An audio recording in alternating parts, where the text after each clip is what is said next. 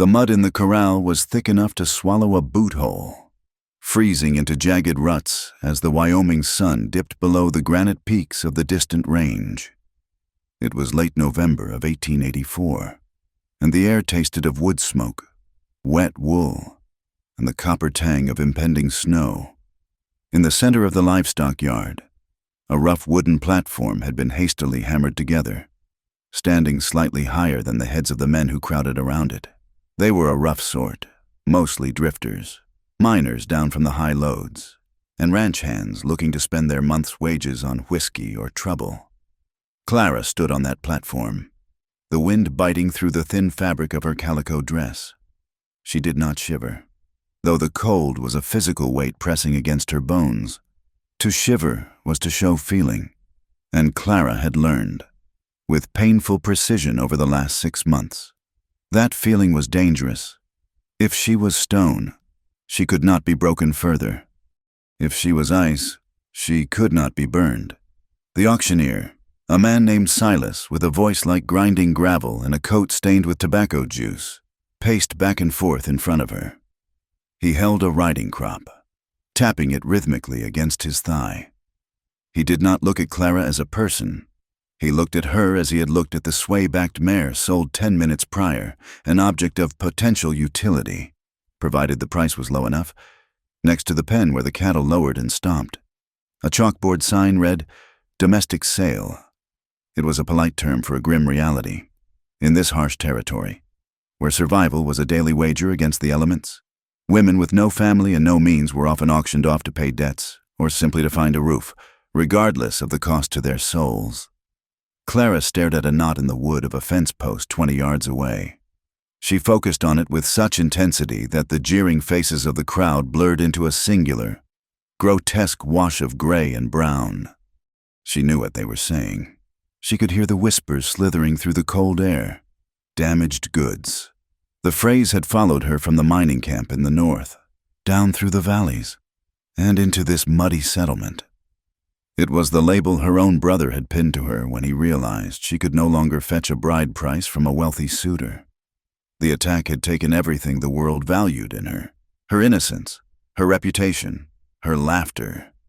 Now, she was merely a pair of hands that could scrub a floor, or a body that could warm a bed if a man was desperate enough to overlook the scandal attached to her name. Silas cleared his throat, spitting a stream of brown juice into the mud. "Gentlemen," he bellowed, his voice carrying over the wind, "what I have here is a strong woman, young enough to bear children, sturdy enough for the washboard. She cooks, she cleans, and she does not talk back." A ripple of laughter went through the crowd. A man in a bowler hat, his face ruddy with drink, shouted out, "Does she scream, 'Silas?' I heard she screams plenty if you look at her wrong." More laughter. It scratched at Clara's ears, sharp and violent. She did not blink. She kept her eyes on the knot in the wood. "She's docile," Silas corrected, though his grin was nasty, a bit skittish. "Maybe, but nothing a firm hand cannot settle. Do I hear $5? Just $5 for a winter wife or a housekeeper." The silence that followed was humiliating. $5 was the price of a good saddle blanket. Eli McCrae stood at the edge of the crowd, his back against the rough-hewn wall of the general store.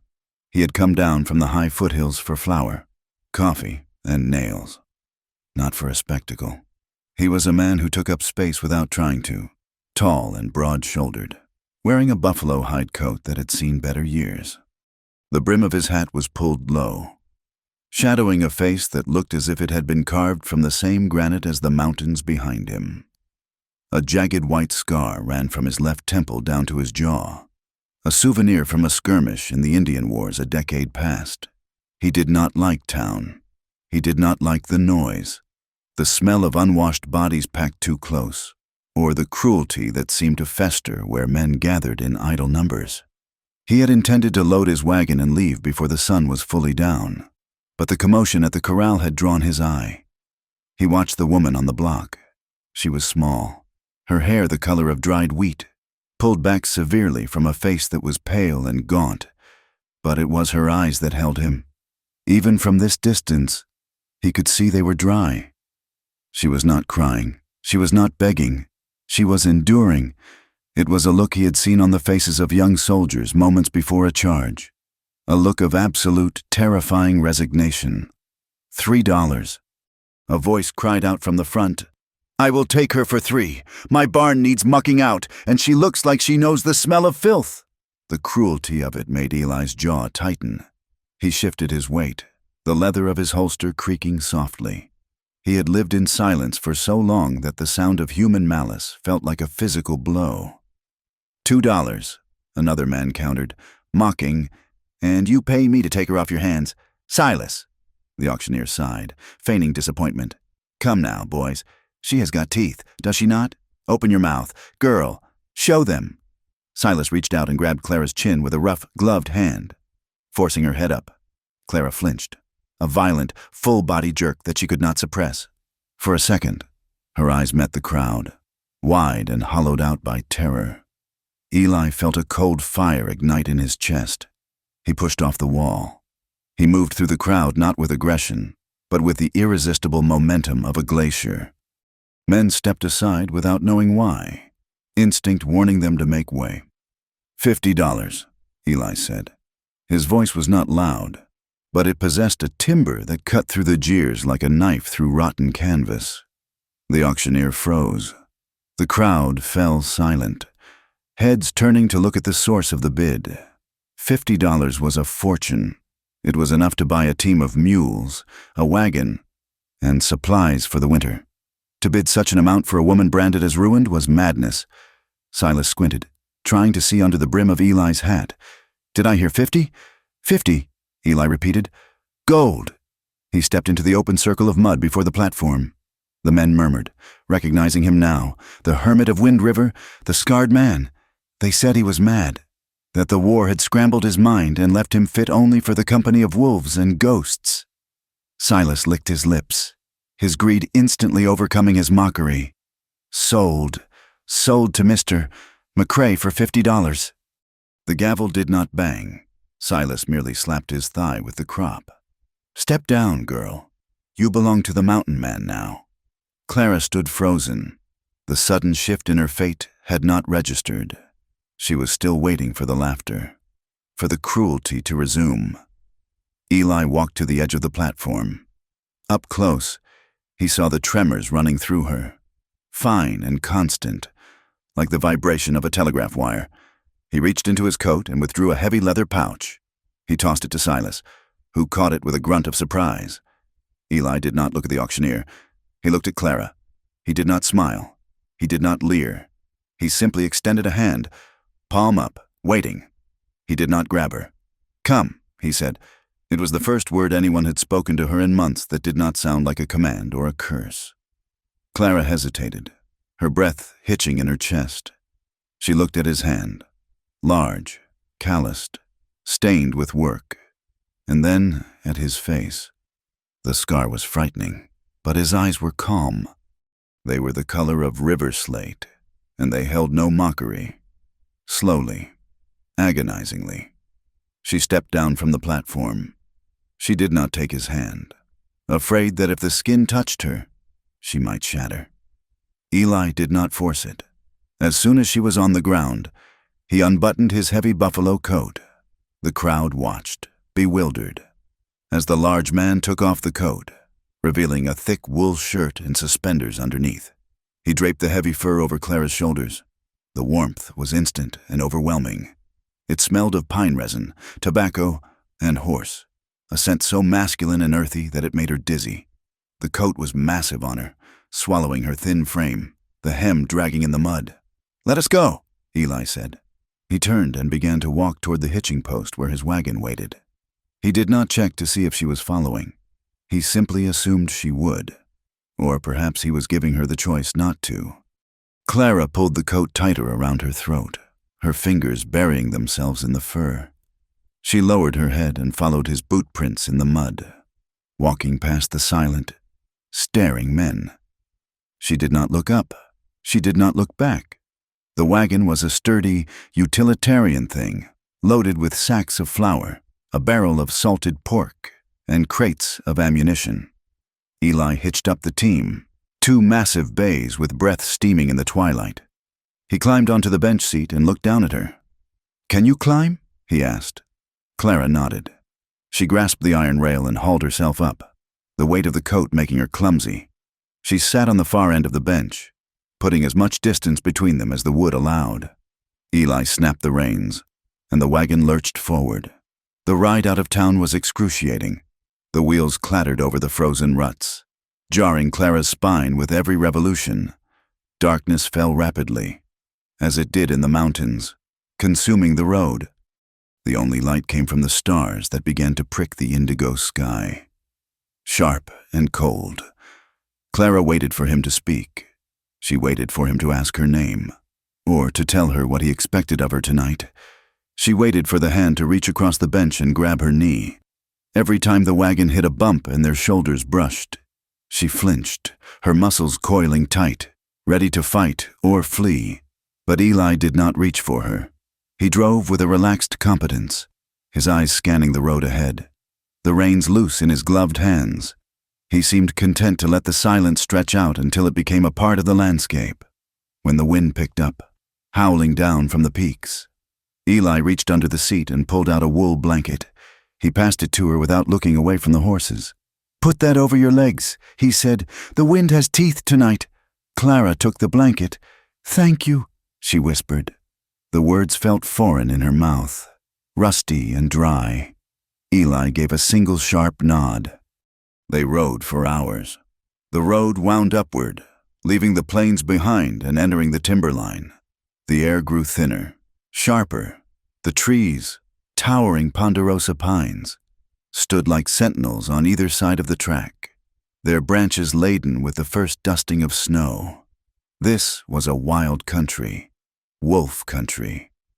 By the time they reached the ranch, the moon was high and full, illuminating a valley that looked as if it had been scooped out of the mountains by the hand of God. A creek, frozen at the edges, cut through the center of the pasture.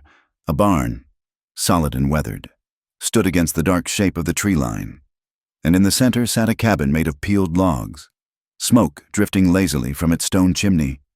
It was isolated. It was desolate. It was beautiful in a terrifying way.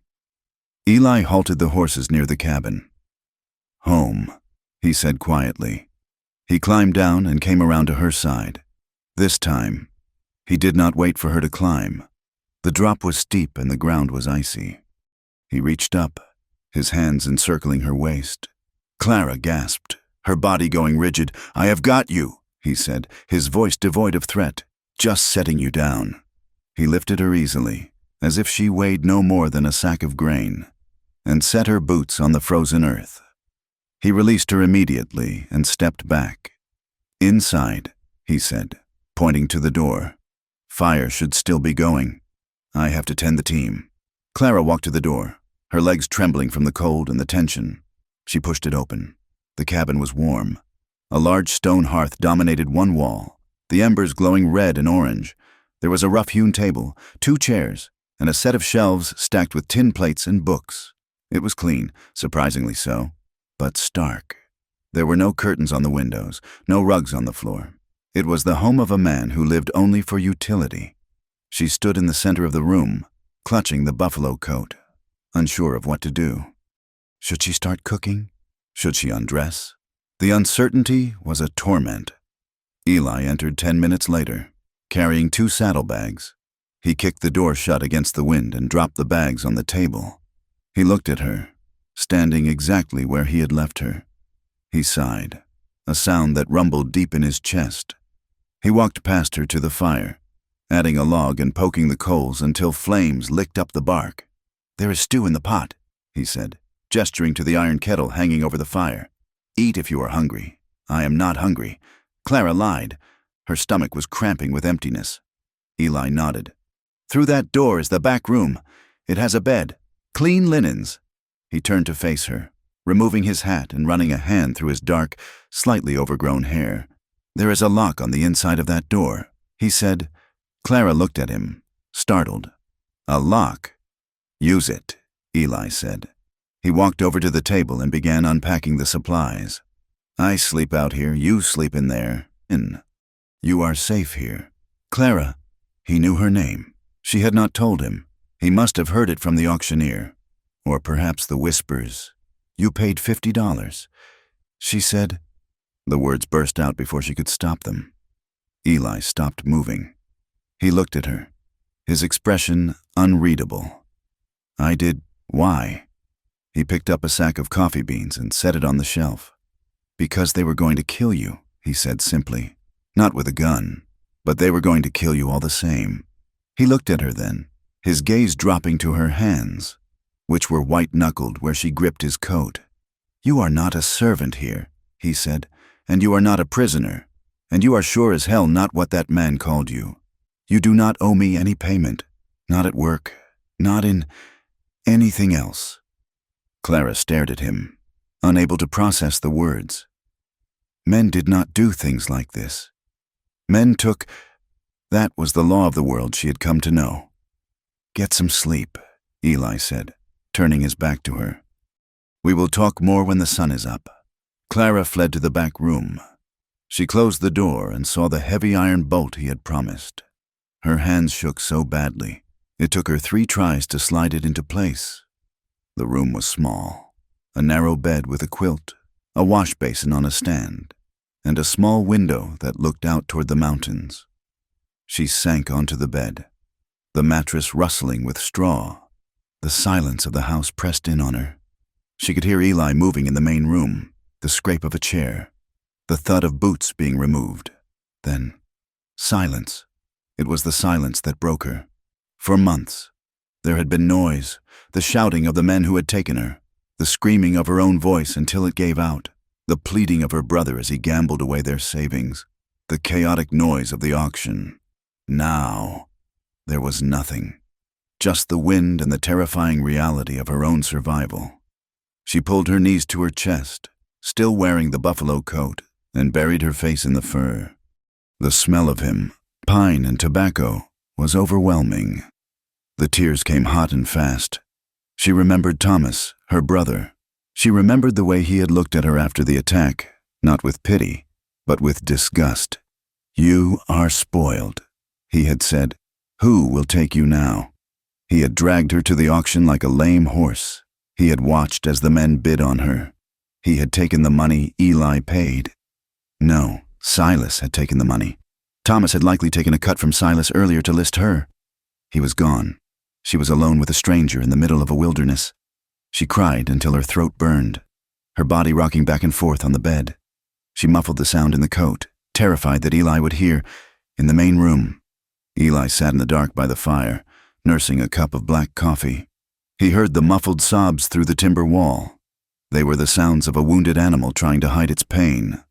He stared into the flames, his hand absently rubbing the scar on his jaw. He remembered the war. He remembered the village in the valley, the smoke, the women screaming. He had been too young then, too slow to stop it. He had carried that failure for 15 years. He had seen Clara's eyes on the auction block and had seen the same look he saw in the mirror every morning. He wanted to go to her, to offer comfort, but he knew that was the last thing she needed. To her, he was just another man, another captor, another threat.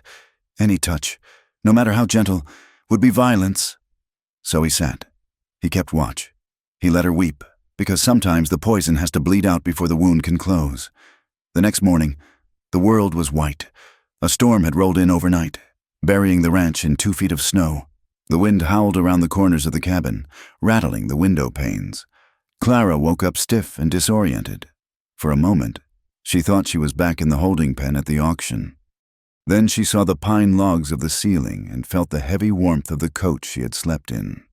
She unbolted the door with trembling fingers and peeked out. The main room was empty of people, but filled with the smell of frying bacon and coffee. A plate sat on the table, bacon, biscuits, and a small jar of honey. She stepped out. Eli was not there. She went to the window. Through the swirling snow, she saw a dark shape moving near the barn. Eli was out there, chopping wood. He swung the axe with a rhythmic, powerful cadence. He was not wearing a coat, just his wool shirt, seemingly impervious to the freezing gale.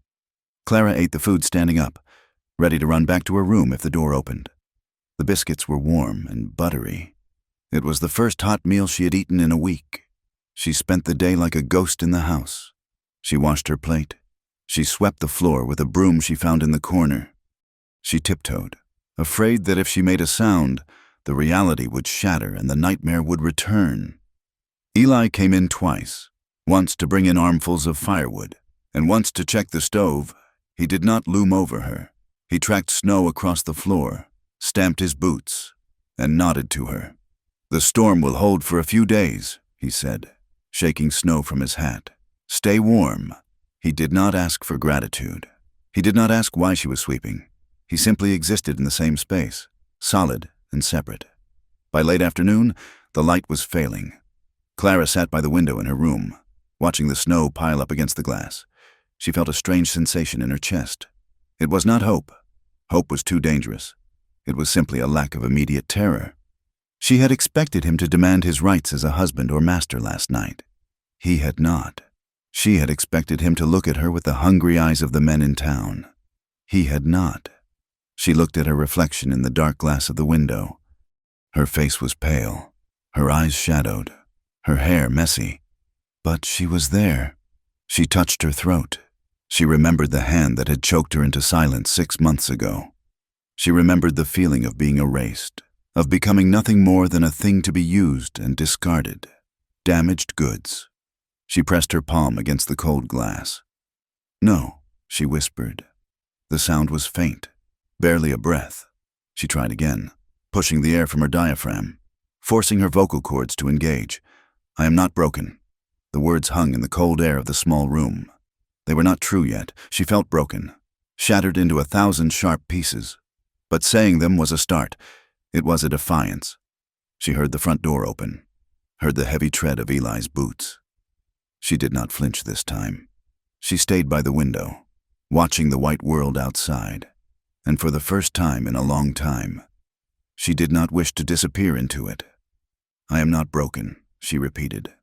And this time, she almost believed it. The blizzard did not relent for 3 days. It besieged the cabin in the Wind River foothills with a ferocity that turned the world into a singular, howling void of white. The wind slammed against the hewn logs like a physical fist, rattling the iron latch of the door and whistling through the smallest chinks in the mortar. Inside, the air remained still, smelling of burning pine and the rich, savory scent of roasted coffee, but the threat of the cold was a constant presence, waiting just beyond the timber walls. For Clara, the storm was both a prison and a sanctuary. It meant they could not leave, but it also meant no one could come for them. The world that had hurt her was buried under 5 feet of drift. In those first few days, survival became a rhythm, a dance of necessity performed in silence. Eli McCrae was a patient teacher, though he spoke rarely.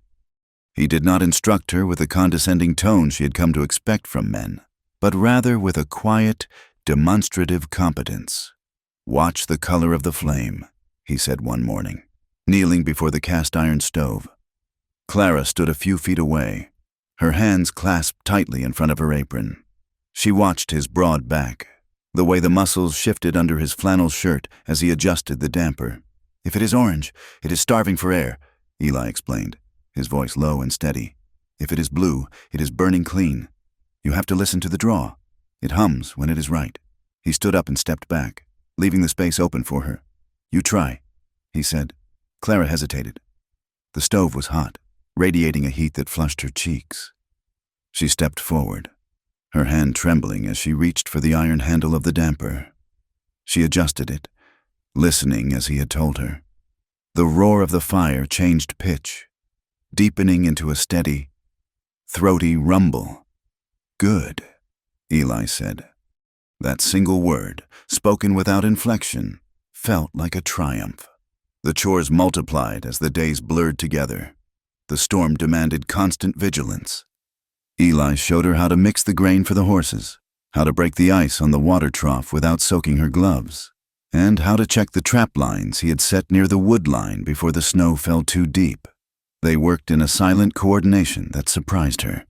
When Eli picked up the heavy bucket of water, Clara was already there to open the door. When she brought the wood in from the pile on the porch, he was there to stack it by the hearth. They moved around each other in the small cabin like two planets in orbit, held together by gravity but never colliding. Clara began to eat. At first, she had picked at the food he prepared. Her stomach knotted with anxiety. But the cold demanded fuel, and Eli's cooking was simple and hearty: stews thick with potatoes and venison, biscuits fried in bacon grease, beans simmered with molasses. She noticed that he never watched her eat. He would serve her plate and then turn his attention to a book or the cleaning of his tools. It was a small mercy, allowing her to feed herself without the shame of being scrutinized. One morning, the wind finally died down, leaving behind a silence so profound it rang in her ears. The sun broke through the clouds, blindingly bright on the fresh snow. Clara walked into the main room, wrapping a shawl around her shoulders, and stopped. On the windowsill, in a small glass jar that had once held jam, sat a cluster of dried mountain flowers. They were brittle and faded, bluebells and Indian paintbrush that must have been gathered months ago and hung to dry in the rafters of the barn. They were not fresh, for nothing fresh could survive this winter, but they were arranged with care. The light from the window caught the dust motes dancing around them, turning the dried petals into something fragile and precious. Clara stared at them. She looked at Eli, who was sitting at the table oiling a bridle. He did not look up. He did not mention the flowers. He did not ask if she liked them. He simply continued to work the oil into the leather, his expression focused and neutral. Clara felt a lump form in her throat. It was not the grand gestures that undid her. She had learned to distrust those. It was the quiet ones, the ones that asked for nothing in return. She reached out and touched the papery petal of a bluebell, her finger lingering for a moment before she turned away to start the coffee. The peace of the morning did not last. By afternoon, the sky turned a bruised purple, and the temperature plummeted. The storm had only been catching its breath. This time, it brought thunder, a rare winter phenomenon that the old-timers called thunder snow. The first crack ripped through the valley like cannon fire. Clara was sweeping the floor near the hearth. The sound hit her with the force of a physical blow. She dropped the broom, the wood clattering loudly on the floorboards. In an instant, the cabin was gone. The smell of pine was gone. She was back in the root cellar where they had trapped her. She was back in the dark, hearing the heavy boots on the stairs, the shouting, the violence. The thunder rolled again, shaking the ground beneath the cabin, and Clara screamed, a short, sharp sound that she immediately tried to stifle with her hands. She scrambled backward, her breath coming in ragged, hyperventilating gasps. She pressed herself into the corner of the room, between the wood box and the wall, curling into a tight ball. She covered her head with her arms, her eyes squeezed shut, rocking back and forth. "Don't," she whispered, her voice broken. "Please don't." She heard footsteps, heavy boots on wood. They were coming. He was coming back. Clara flinched violently as a shadow fell over her. She waited for the grab, for the pain, but it did not come. Instead, a warmth settled over her, heavy, encompassing. Eli had not touched her. He had taken the thick wool blanket from the back of the armchair and draped it over her trembling form, creating a cave, a shield between her and the world. Then he sat down. He did not try to pull her out of the corner. He did not tell her to hush. He sat on the floor, a few feet away, his back resting against the wall. He extended his long legs and crossed his boots at the ankles. He took a piece of firewood and a whittling knife from his pocket and began to carve. The thunder cracked again, louder this time. Clara whimpered, her body jerking under the blanket. Eli's voice drifted through the wool, low and calm. It was not directed at her. Exactly. It was just a sound in the room, steady and anchoring. "My brother Samuel hated the thunder," Eli said. He carved a long strip of bark from the wood. He was the brave one, usually. First to jump in the creek, first to break a colt. But when the storms rolled in over the plains, he would hide under the wagon, Clara stopped rocking, though she did not lower her arms. She listened to the scrape of the knife against the wood and the rumble of his voice. "We were in the infantry together," Eli continued. "Down in Georgia. The cannon sounded a lot like this. The ground shook the same way.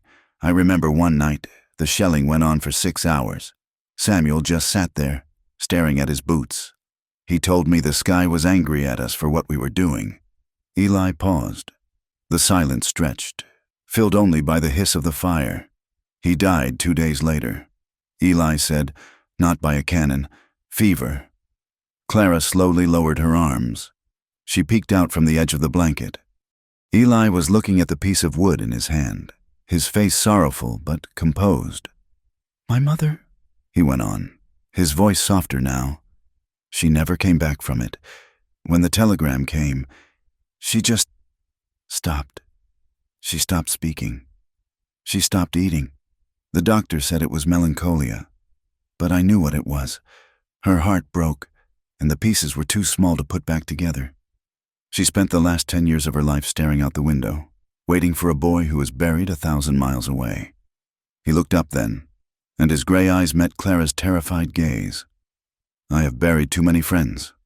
Clara, I have seen strong men broken by less than what you have survived." He did not ask for her story. He did not demand a trade of tragedies. He simply laid his own pain out on the floor between them, a bridge of shared suffering. He was telling her that he knew what it was to be haunted. Clara felt the tightness in her chest loosen, just a fraction. She pulled the blanket tighter around herself, but she did not look away.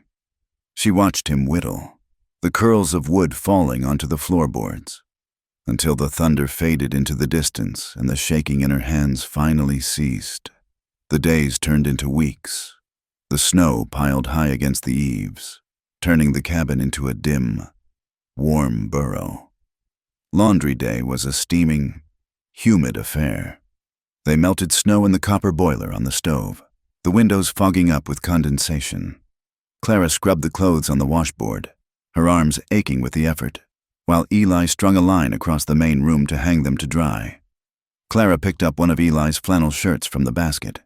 She wrung it out one last time and turned to hand it to him. As she did, her foot slipped on a wet patch of floorboards. She stumbled forward. Eli reacted instantly, stepping in to catch her. His hands gripped her elbows to steady her, and her hand, holding the wet shirt, landed flat against his chest to brace herself. The shirt he was wearing was unbuttoned at the top due to the heat in the room.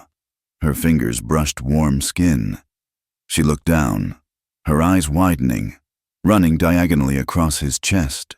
Disappearing under the fabric of his undershirt was a thick, jagged scar.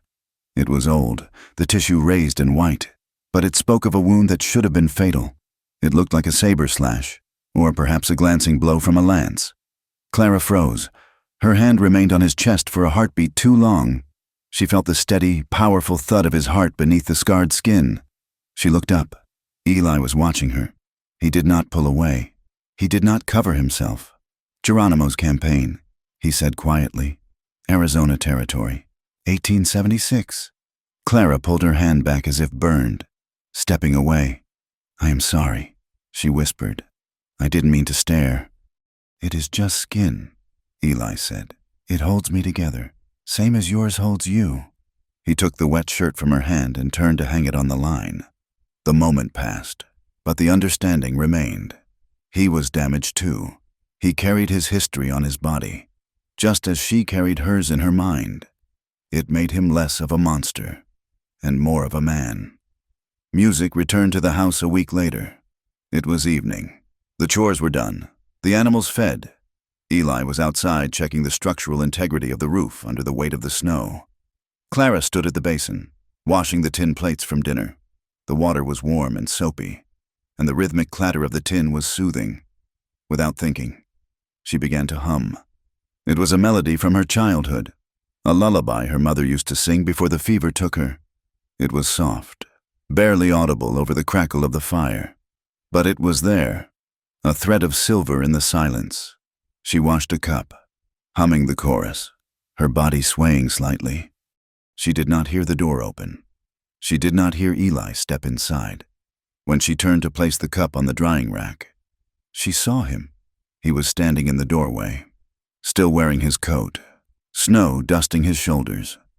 He was frozen, his hand still on the latch. He was looking at her with an expression she could not quite place. Wonder, perhaps, or disbelief. Clara stopped instantly. The song died in her throat. She gripped the edge of the basin, her knuckles turning white. "I am sorry," she said quickly. "I was making noise." Eli slowly closed the door. He took off his hat and beat the snow against his leg. "Don't stop," he said. His voice was rough. Clara looked down at the soapy water. I didn't realize I was doing it. It has been a long time since there was music in this house," Eli said. He walked to the fire and held his hands out to the warmth. A very long time. He did not look at her, giving her the privacy to recover her composure. But later that night, as she lay in her bed, she heard him humming the same tune, low and deep, from the other room. Their partnership grew stronger, forged in the necessity of work. Clara took over the mending. She found a sewing kit in an old tin box and set to work on Eli's clothes. His buffalo coat, the one that had saved her that first night, had a long tear in the lining. She sat by the fire for 2 evenings, stitching it with careful, precise movements. When she presented it to him, Eli ran his thumb over the seam, stronger than it was when it was new. He murmured, "Thank you, Clara," in return. He decided it was time to teach her something he deemed essential. The snow had packed down hard enough to walk on. The sun was bright. Eli took the Winchester rifle from the rack above the door. He checked the action, the metallic clack-clack loud in the quiet room. "Put your boots on," he said. Clara looked at the rifle, fear spiking in her belly. "Why? Because out here, you need to know how to speak the language of the land," Eli said. "And sometimes, the only word that matters is no. This helps you say it loud enough to be heard." He took her behind the barn, setting up a row of tin cans on a fence post 50 yards away. He showed her how to hold the weapon. It was heavy, the walnut stock smooth and cold against her cheek. He showed her how to tuck the butt into her shoulder so the recoil wouldn't bruise her. He showed her how to line up the sights. "Squeeze, don't pull," Eli instructed, standing right behind her. His presence was close, but he was careful not to touch her unless necessary to adjust her stance. "Take a breath. Let half of it out. Then squeeze." Clara's hands were shaking. The rifle barrel wavered. She stared down at the sights, but she didn't see the tin can. She saw a face, a bearded, laughing face, the face of the man who had cornered her in the alley behind the saloon. She lowered the rifle, breathing hard. "I can't." "You can," Eli said gently. "It is just a tool. Clara, it has no malice. You provide the intent." Clara shook her head, tears stinging her eyes. "No, you don't understand." She turned to face him, the rifle barrel pointing safely at the ground, but her grip on it was white-knuckled. "I have shot a gun before," she confessed. The words came out in a rush, tumbling over each other. Before they took me. I had a Derringer. My father gave it to me." Eli watched her, his face still. "Go on. It was the night it happened," she said, her voice dropping to a whisper. He had already grabbed me. He had already claimed me. I got my hand into my pocket. I pulled the trigger." She drew a shuddering breath. "I missed it. I was so scared. My hand shook, and the bullet went into the wall. He laughed at me. He took the gun, and he hit me with it." She looked down at the snow, the shame burning her face. "I wasn't fast enough. I wasn't strong enough.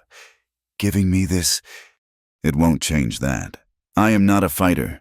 Eli, I am a victim." The wind whistled through the pine boughs above them. Eli stepped closer. He reached out and gently took the barrel of the rifle, lifting it until it pointed at the sky, relieving her of its weight without taking it from her hands entirely. "You were a girl, alone, in the dark, fighting a monster," he said. His voice was fierce, a low growl that vibrated in the air. "You survived. That makes you a fighter." He looked deep into her eyes, forcing her to meet his gaze. and you listen to me. Clara, you ain't that girl anymore, and there ain't no one claiming you now. No one, not unless you say so." He let go of the rifle, leaving it in her hands. "This iron doesn't make you safe," he said. "Your will does. This just extends your reach. Try again." Clara looked at him. She saw the absolute conviction in his eyes. He believed it.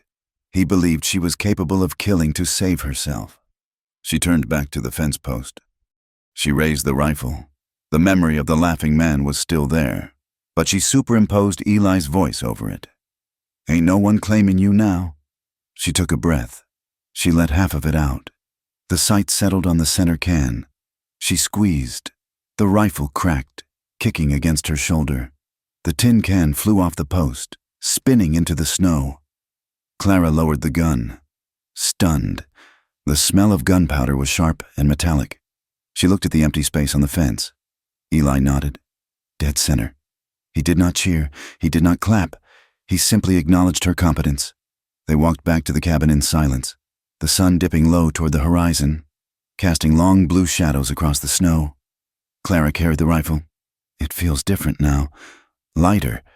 When they reached the porch, Eli stopped to kick the snow off his boots.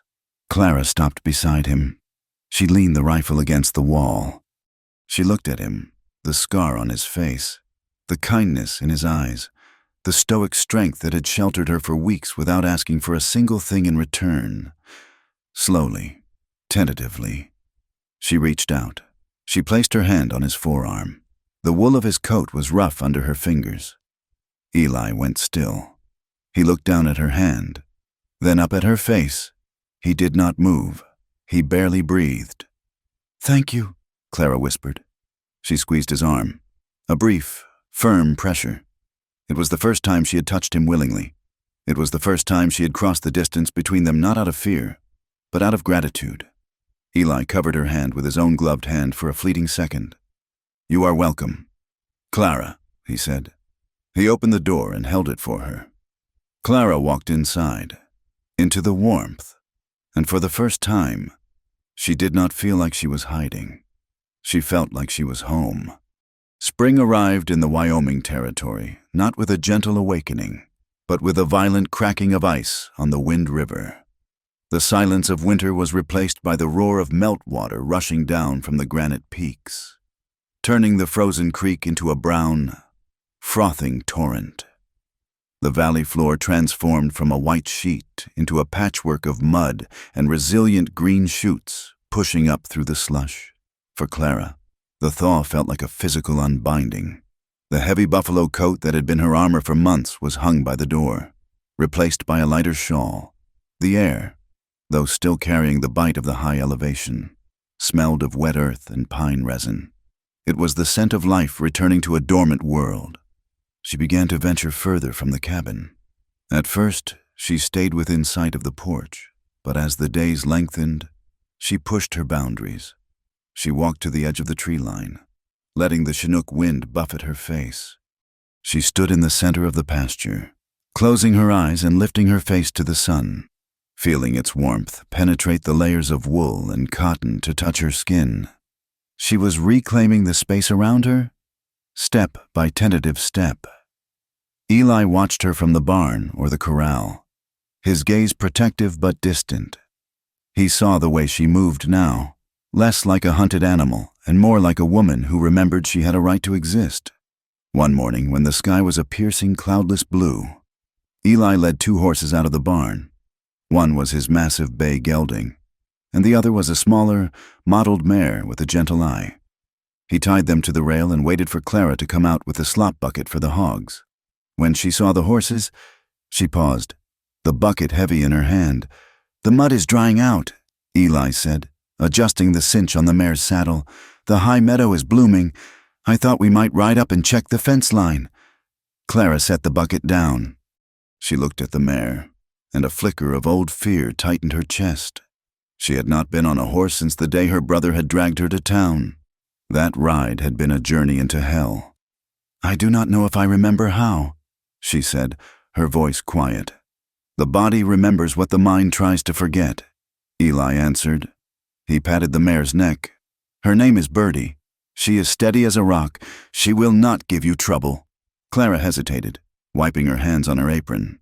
She looked at the mountains rising in the distance, jagged and majestic. She wanted to see them closer. She wanted to be up there, above the valley, looking down on the world instead of being hidden within it. She walked forward. Eli held the stirrup for her. She placed her boot in the iron and swung up. The height was dizzying for a moment, the ground suddenly far away, but the leather saddle felt familiar beneath her. She gripped the reins, her knuckles white. Eli mounted his bay in one fluid motion. "We will go slow," he promised. They rode out of the yard, the horses' hooves squelching softly in the damp earth.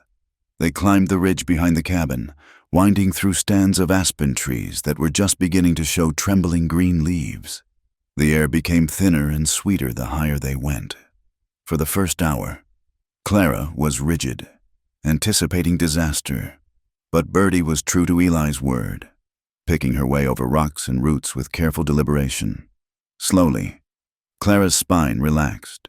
She began to move with the rhythm of the animal. She looked around, seeing a hawk circling on a thermal draft, seeing the carpet of purple pasque flowers blooming on the south-facing slopes. It was beautiful. It was the first time in a year she had felt something akin to freedom. Then, disaster struck. They were crossing a narrow scree slope when a grouse exploded from the brush, wings beating thunderously against the air. Birdie shied violently to the left. Clara, lost in the view, was caught off balance. She gasped, gripping the saddle horn, but the mare scrambled for footing on the loose rock and lunged forward in panic. Clara lost her stirrup. The world tilted. She was slipping, the ground rushing up to meet her. "Whoa!" Eli's voice roared over the wind. He spurred the bay. The big horse leaped forward, closing the distance in 2 powerful strides. Just as Clara was about to slide from the saddle and into the sharp rocks, a strong arm wrapped around her waist. Eli hauled her upright, his strength absolute. He grabbed Birdie's bridle near the bit, pulling the mare's head down and forcing her to a halt. "Easy," he commanded, his voice dropping to a low rumble. "Easy now." The horses danced nervously, hooves clattering on stone, but they held. Clara was trembling, her heart hammering against her ribs like a trapped bird. She was pressed against Eli's side, his arm still locked around her waist, anchoring her to the saddle. She looked at him. His face was pale beneath his tan, his eyes wide with fear, not for himself, but for her. "Are you hurt?" he demanded, scanning her face. "Clara, answer me." "No," she breathed. "No, I am fine. I just slipped." Eli did not let go. He held her there for a long moment, waiting until the tremors in her body subsided. His grip was iron hard, yet he did not bruise her. "I should have warned you about the grouse," he said, his voice thick with self-recrimination. "I got careless. You caught me," Clara said. She placed her hand over his gloved hand at her waist. "You caught me." "Eli?" He looked at her hand on his, then up at her eyes. The panic in his gaze slowly faded, replaced by an intensity that made the air between them feel charged and heavy. He slowly released her, checking one last time that she was seated deeply in the saddle. "We will walk the rest of the way," he said. They returned to the ranch in the late afternoon, the incident on the ridge lingering in the silence between them. It had broken something open. The physical barrier, the careful distance they maintained, had been breached. He had touched her, held her, and she had not pulled away. She had leaned into him. That night, the fire crackled in the hearth, casting long, dancing shadows against the log walls. Outside, the wind whispered through the eaves, but inside was warm and still. Clara sat on the rug before the fire, mending a tear in her skirt. Eli sat in his chair, a book open on his knee, though he had not turned a page in 20 minutes. Clara could feel his eyes on her. She could feel the weight of the unsaid words filling the room like smoke. She set the needle down. She looked at the fire, watching a log crumble into glowing embers. "Eli," she said. He closed the book. "Yes, Clara." She turned to look at him. Her heart was beating fast, but her voice was steady. She was tired of the silence. She was tired of the space between them. "Why?" she asked. Eli frowned slightly, the firelight deepening the scar on his cheek. "Why what? Why have you not touched me?" The question hung in the air, stark and naked. Clara continued, her hands twisting together in her lap. "You bought me. You paid $50. In the eyes of the law, and in the eyes of every man in this territory, I belong to you. I am your wife, or your servant, or whatever you want me to be. But it has been months. You sleep on the floor. You treat me like a guest, like a sister." She swallowed hard. "Is it because I am damaged? Is it because you know what happened to me, and you cannot bear to touch what another man has spoiled?" Eli stood up abruptly. The chair scraped loudly against the floorboards. He walked to the fireplace and braced one hand against the mantel, staring down into the flames. His back was to her, his shoulders rigid with tension. "Do not say that," he said, his voice rough. "Do not ever say that you are spoiled." "Then why?" Clara pressed. She stood up, moving closer to him. "I need to know. Eli, I need to know if I am repulsive to you." Eli turned around. His face was anguished, his eyes dark with an emotion Clara had never seen there before. "Repulsive?" He let out a short, bitter laugh. "Clara, I look at you and I forget how to breathe. I look at you and I wonder how God could make something so resilient and so beautiful in a world this ugly." He took a step toward her, then stopped, his hands clenching into fists at his sides. "I have not touched you because I am not that kind of man," he said, his voice shaking. "I am not the man who buys a woman. I did what I did to get you out of that pen. I did not do it to own you." He took a breath, his chest heaving. "You have been taken. Clara, you have been grabbed and forced and used until you forgot you had a choice. If I touch you before you ask me to, if I take even a scrap of comfort from you that you do not give freely, then I am no better than the men who hurt you. I am just another man with a different weapon." Clara stared at him. The realization washed over her, hot and blinding. He was not rejecting her. He was waiting for her. He had been starving himself of comfort, sleeping on a hard floor, living in celibacy, solely to give her the one thing she had lost, her agency, the walls she had built around her heart, the walls of shame, of fear, of cynicism, crumbled into dust. She stepped forward. She closed the distance between them until she was standing inside his reach. Eli went still, watching her. Clara reached up. Her hands were trembling, not with fear, but with a sudden, overwhelming need. She cupped his face. His skin was rough with stubble, warm and alive. "I am asking," she whispered. Eli let out a sound that was half groan, half prayer. He lowered his head. When his lips touched hers, it was not like the violence she remembered. It was tentative. It was a question. He brushed his mouth against hers, soft and searching, giving her 100 chances to pull away. Clara did not pull away. She wrapped her arms around his neck and pulled him down. The kiss deepened.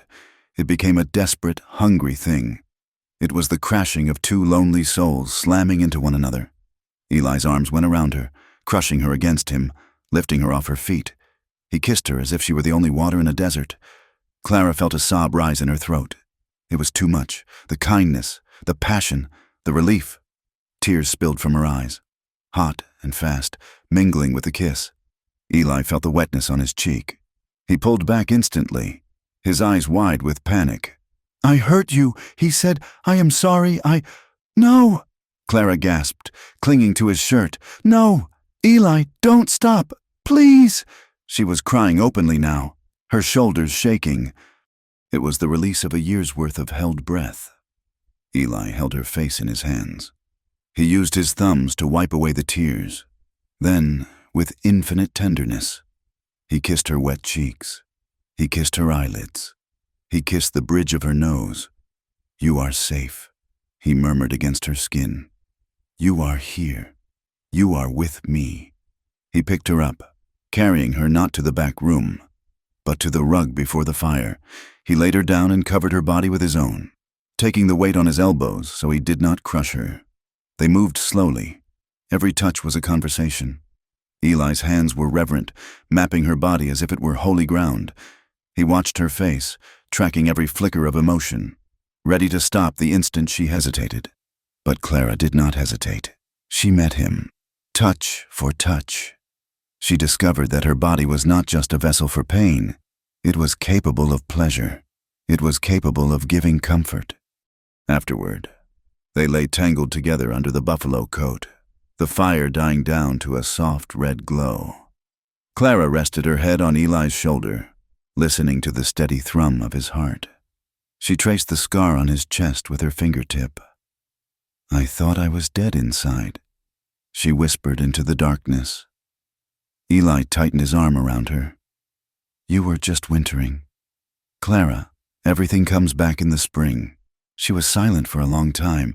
Then she spoke the words that had poisoned her mind for months. I thought no man would ever want me, except to use me. I thought that was all I was good for anymore, that I was soiled." Eli shifted, turning so he could look her in the eye. The firelight caught the fierce intensity of his gaze. "You listen to me," he said, his voice low and hard. "You are not for using. You are not a tool. You are not livestock. You are a woman. Clara, a woman who has walked through hell and came out the other side standing up." He kissed her forehead. "A seal of protection. I see you," he said. "I saw you on that block, and I saw a queen standing in the mud. I see only treasure." Clara closed her eyes, letting the words sink into her marrow. She fell asleep there, in his arms, and for the first time in her life, her dreams were silent. The weeks that followed were a golden age. The ranch, once a place of silent duty, became a home. They slept in the back room, in the narrow bed, fitting their bodies together like puzzle pieces. They woke up with the sun. Clara would make coffee while Eli stoked the stove, and he would come up behind her, wrapping his arms around her waist and burying his face in the crook of her neck, making her laugh. It was a small, shy sound at first, her laughter. It sounded rusty, but soon it became frequent. She laughed when Eli tried to mend a sock and sewed the heel shut. She laughed when the foal chased the barn cat up a tree. They worked side by side in the fields, planting a garden of potatoes and squash. They fixed the fence line. They rode together, Clara on Birdie and Eli on the bay. Exploring the high canyons, they developed a language of small touches, a hand on the shoulder when passing, fingers brushing when exchanging a plate. It was a constant reaffirmation. "I am here. You are real. We are us." Clara began to wear ribbons in her hair again. She found a piece of blue silk in her trunk and tied it back. When Eli saw it, he stopped in his tracks, his eyes softening. "Blue suits you," he said, "matches the sky over the jagged peaks." It was perfect. It was enough. But the world outside the valley did not stop turning, and it did not forget. Summer arrived with heat and dust. The creek lowered. The pass to the town became clear and easy to travel. One afternoon, Eli rode to the edge of his property to meet the mail rider who passed on the way to the mining settlements further north. He returned to the cabin an hour later, his face grim. Clara was churning butter on the porch. She looked up, smiling, but the smile faltered when she saw his expression. "Eli?" she asked. Standing up, he swung down from his horse and tied the reins. He walked up the steps, the wood thumping under his boots. He did not look at her immediately. He looked at the horizon, his eyes scanning the tree line as if expecting an attack. He held a piece of paper in his hand. It was crumpled. "What is it?" Clara asked, fearing a cold in her stomach. Eli looked at her. The tenderness was still there, but it was overlaid with a hard, dangerous edge. "News from town," he said. He handed her the paper. Clara took it. It was a flyer, poorly printed, the ink smeared. It was a bounty notice. Reward. It read, "For information leading to the return of Clara Vance, runaway, mentally unstable, believed to be held against her will by a man in the Wind River Range. Contact Thomas Vance at the Cheyenne Hotel." Clara's hands began to shake. The paper rattled. "He is here," she whispered. "He is looking for me." Eli nodded. "The writer said people in town are talking. They are saying I am a madman. They are saying I kidnapped you from the auction. Your brother, he is telling a story. Clara, he is painting himself as the grieving guardian trying to save his poor, mad sister. He stepped closer, his voice dropping. He has posted a reward, $50, the same price I paid. Clara looked up at him, horror dawning. They will come. Men will come for the money. They might, Eli said. He reached into his pocket and pulled out a sealed envelope. This came with the flyer. It was given to the rider by a man named Silas, the auctioneer. Eli tore the envelope open. He read it quickly, his jaw tightening until a muscle jumped in his cheek. What does it say? Clara asked. Eli looked at her. It says 3 men left town 2 days ago. They are headed this way. Silas says he has no love for your brother, but he has less love for trouble, and he thought I should know. 2 days ago. They could be here by tomorrow. Or tonight. Clara crumpled the flyer in her fist. She looked at the cabin, her home. She looked at Eli, her heart. I have to go, she said. The words came out before she thought them. It was instinct. The instinct of the prey to lead the predator away from the nest. Eli frowned. What? I have to leave, Clara said, her voice rising. If I am here, they will come. They will burn this place. They will kill you. Eli, Thomas hates you. He hates anyone who has what he thinks is his. If he finds me here, he will hang you for a kidnapper. She spun around and ran into the cabin. Clara, Eli shouted, following her. She was already in the bedroom, pulling her old carpet bag from under the bed. She began throwing clothes into it. Her spare dress, her shawl, the hairbrush he had bought her. Stop, Eli said from the doorway. I can't stop. Clara cried, tears streaming down her face. Don't you understand? I am the danger. I am the curse. Everywhere I go, ruin follows. I won't let it touch you. I won't let them hurt you. She grabbed the bag and turned to the door, but Eli blocked her path. He was a wall of solid muscle. Move, Eli, she begged. Please, if I leave now, I can hide in the caves up the canyon. I can draw them away. Eli did not move. He looked at her, his face calm, his eyes sad. You think you can outrun them on foot? He asked. In the dark? I have to try, she sobbed. He reached out and took the bag from her hands. He tossed it onto the bed. Then he took her by the shoulders. You are not leaving, he said. I am a burden, Clara screamed, beating her fists against his chest. I am nothing but trouble. Let me go. Eli caught her wrists. He held them against his chest, over his heart. You are not a burden, he said firmly. You are my wife. In everything but the paper. You are my wife. And a man protects his wife. He pulled her close, wrapping his arms around her as she collapsed against him, sobbing. Let them come, Eli whispered into her hair, his voice cold and deadly. Let them come. I've been waiting for a war my whole life. I just didn't know what I was fighting for until now. He held her while she cried, his eyes fixed on the dark window, watching for the shadows to move. We do not run. Clara, he said, we stand. Eli held her wrists, his grip firm but not bruising, pinning her hands against the hard wall of his chest. He did not let go as she struggled, her sobs tearing through the quiet cabin. A raw sound of animal panic. Let me go, Clara cried, twisting in his grasp. You do not understand what he is. He will kill you just for standing next to me. He will burn this place to the ground and laugh while it turns to ash. And you will what? Eli's voice was low, a dangerous rumble that vibrated through her palms. You will run into the mountains? How long do you think you will last? Clara, a day, 2, until the wolves find you. Or he does. I do not care, she wept. It is better than watching him destroy you. It is my fault.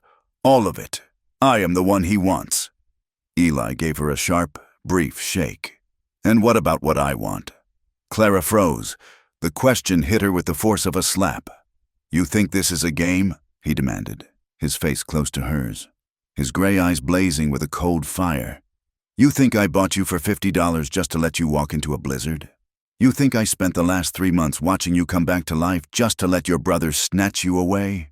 I am trying to save you. No, he roared. And the word echoed in the small room. making the tin plates on the shelf rattle. "You are trying to escape. You are doing what you have always done. You are letting them win."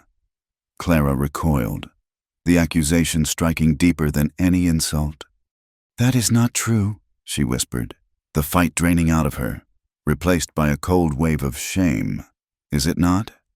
Eli released her wrists and stepped back, but his presence still filled the room, blocking the only exit. "You are still that girl in the mud. Clara, you are still letting them tell you what you are worth." His words were cruel, but they were the cruelty of a surgeon's knife, cutting deep to get at the infection. "I am not," she said, her voice trembling. "Then stand with me. Stand here, on this land, in this home, and fight with me. Trust me." Clara laughed, a bitter, broken sound. "Trust you?" she spat. "Why? Because you have been kind? Because you feed me? Because you have not beaten me? That is what a man does. Eli, he is kind until he gets what he wants. He saves a bird with a broken wing, and then he puts it in a cage so it can sing only for him." Eli's face hardened. "I am not caging you." "You are!" she sobbed, gesturing around the room. At the door he was blocking. "You are telling me I cannot leave. You are telling me I must stay here and do what you say. You are saving me just so you can own me." The silence that followed was heavy and absolute. Eli looked as if she had struck him. The anger drained from his face, replaced by a profound, hollow sadness. He visibly deflated, the broad shoulders slumping, the fire in his eyes extinguishing. He stepped away from the door, moving to the other side of the room. He leaned against the wall, his arms crossed over his chest. The path to freedom was clear. Clara stared at the open doorway. The cool night air, smelling of dust and pine, drifted in. She could leave, right now. He was not stopping her, and yet she did not move. "Is that what you think?" Eli asked, his voice now flat, devoid of emotion. "After all this, after everything, you think I am just Thomas, with a different face?" Clara's resolve crumbled. She saw him then, not as a captor, but as the man who had sat on the floor with her during the thunder snow, the man who had put dried flowers on her windowsill, the man who had kissed her tears.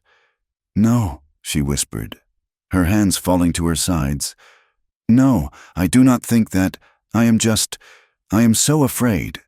She slid to the floor, her back against the cabin wall, and buried her face in her knees. "I still hear him," she confessed, her voice muffled by her skirt. "Every night, when I close my eyes, I still hear his voice. The one in the alley, I hear him laughing. He tells me I am filth. He tells me I am nothing. And some part of me believes him." Eli did not move for a long moment. Then he pushed off the wall and walked over to her. He sat on the floor, not beside her, but across from her, his long legs stretched out, his boots nearly touching the hem of her dress. "I hear them too," he said quietly. Clara looked up, her tear-streaked face pale in the twilight. "The men who died," Eli clarified, staring at the empty hearth. "The ones I could not save, the ones I had to kill. I was 19, in Georgia. We were ambushed in a peach orchard.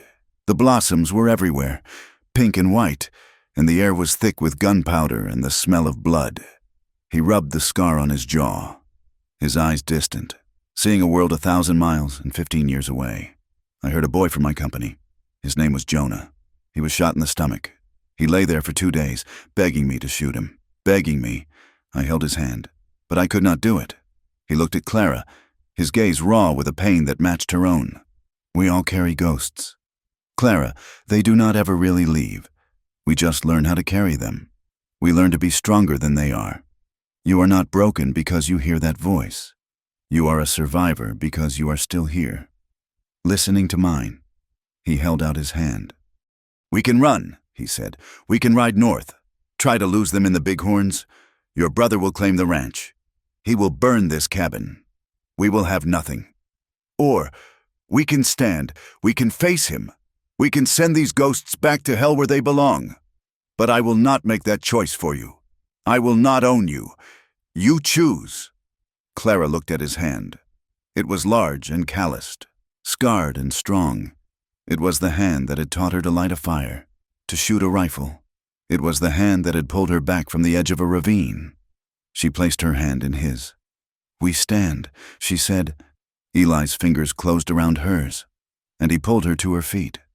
The cabin was dark now, the only light coming from the moon filtering through the windows. The fear was still there, a cold knot in Clara's stomach, but it was no longer alone. It was joined by a fierce, hot resolve. Eli did not release her hand. He pulled her closer, until her body was pressed against his. "This night might be our last," he said, his voice thick. "I know," she whispered. He kissed her then. It was not the gentle, questioning kiss of their first time, nor the tender reaffirmation of the weeks that followed. This was a kiss of desperation. It was raw and deep, and edged with the metallic taste of fear. It was the kiss of two people standing on the brink of an abyss, holding onto each other as their only anchor. He backed her against the wall, his mouth devouring hers. Clara's hands clawed at his shirt, pulling him closer, needing to feel the solid, living warmth of him. This was not about tenderness. It was about life. It was a violent, frantic assertion that they were alive, that they were real, and that the ghosts had not won. He lifted her, and she wrapped her legs around his waist, her sob muffled against his mouth. He carried her to the bed in the back room, their lips never parting. They tore at each other's clothes in the darkness, buttons popping, fabric ripping. It was a storm, a collision of need and terror and a love that was forged in the same fire that threatened to consume them. When he was inside her, she gripped his shoulders, her nails digging into his skin. She looked up at him, at the silhouette of his face in the moonlight, the scar, a pale slash in the dark. "Eli," she panted, her voice breaking. He paused, his body rigid. "Waiting. I want this," Clara said, her voice clear and strong in the small room. "I want you. Not because I owe you, not because I'm grateful, not because I'm scared. I choose this. I choose you." Eli let out a shuddering breath. He kissed her, and his kiss was a promise. He began to move, and their bodies spoke a language of defiance, a frantic rhythm against the encroaching darkness. They made love not as victims, but as warriors on the eve of battle, claiming their last, vital piece of solace before dawn. When morning came, the world was sharp and clear. The fear of the night had cooled into a hard, crystalline focus. Eli was already at the stove, drinking coffee and loading shells into his rifle. The snick-click of the cartridges was the only sound. Clara emerged from the bedroom, dressed in her most practical skirt and a sturdy wool shirt. Her hair was not in a ribbon. It was braided back, tight and severe. She looked like a soldier. Eli looked up, and his eyes approved. He slid the Winchester rifle across the table to her, the one he had taught her to use. "You take this," he said. "Stay in the cabin. Lock the door. If they get past me, you know what to do." Clara pushed the rifle back toward him. "No," she said. Eli frowned. "Clara, this is not the time to argue. I am not arguing. I am not hiding in a room while you die for me. I am not that girl. I will not be her again. I will not cower, but I will fight with you," she stated. "Not behind you. With you. You need 2 sets of eyes. You need 2 guns." Eli stared at her, seeing the iron in her spine. He had wanted her to be strong, and now he had to accept the consequences of his wish. He nodded slowly. "All right, but you do exactly as I say. We will do as you say." Clara corrected him gently. A small smile touched his lips. "All right, we will." They spent the morning preparing. Eli took her back out behind the barn. He set up the same tin cans. "Show me," he said. Clara raised the rifle. Her hands were steady. There was no tremor. The memory of the laughing man was still there, but it was faint, a distant echo. The reality of Eli standing beside her was louder. She took a breath, let half of it out, and squeezed. The rifle cracked. The can flew. She worked the lever, the shell ejecting in a brass arc. She acquired the next target, squeezed. Another can go. She fired 5 rounds in 10 seconds, hitting 4 of the 5 cans. Eli whistled, low and impressed. You have been practicing. I have been watching you, Clara said, lowering the rifle. The smell of gunpowder sharp in her nostrils. They moved to the porch. Eli laid out the plan. They will come from the south, he said, pointing down the valley. It is the only easy approach. The trees are thin there. They will have to cross the creek and then come up to the open pasture. It is a killing field, but I do not want to kill them if we can avoid it, especially your brother. Clara nodded, her face tight. So, he continued, we gave them a chance to leave, but we do not give them an easy target. You will be here, on the porch. The porch is raised. You will have cover behind the rail. I will be in the barn loft. It gives me a high angle. We will have them in a crossfire. He looked at her, his eyes serious. They will see you first. They will come for you. You are the bait. I know, Clara said. I want them to see me. They spent the rest of the day in a tense, humming silence. They ate a cold lunch of bread and jerky. They checked the horses, ensuring they were saddled in the barn, ready to flee if the plan went to hell. Every sound, the caw of a raven, the snap of a twig in the woods, made them jump. Late in the afternoon, a lone rider approached, moving fast. Eli raised his rifle, then lowered it. I know him. That is Jed Miller. He works at the livery in town. Jed pulled his horse up 100 yards from the cabin, his hands clearly visible. Mr. McCrae, he yelled. Eli stepped onto the porch. Clara stood just inside the doorway, the Winchester heavy in her hands. What is it? Jed, Eli called back. Just wanted to give you fair warning, Jed shouted, his horse dancing nervously. Thomas Vance and 2 others passed through yesterday. They were buying whiskey and ammunition. They asked for directions to your spread. I told them I did not know, but they got it from someone else. They are mean drunk. Eli, and they are carrying repeating rifles. How many? Eli asked, though he already knew the answer. 3 of them, Jed yelled. Be careful. He wheeled his horse around and galloped back down the valley, disappearing into the pines. So, Clara said, stepping out onto the porch. They are close. Eli nodded. He looked at the sun, which was beginning to dip toward the western peaks, painting the sky in shades of orange and blood red. It will be dusk, he said. They will come at dusk. They think the low light will give them cover. He turned to her. He took her face in his hands, his palms rough against her skin. Do not be brave. Clara, he said fiercely, be smart. Do not shoot unless I do, or unless your brother raises his rifle at you, or at me. Do you understand? She nodded, unable to speak.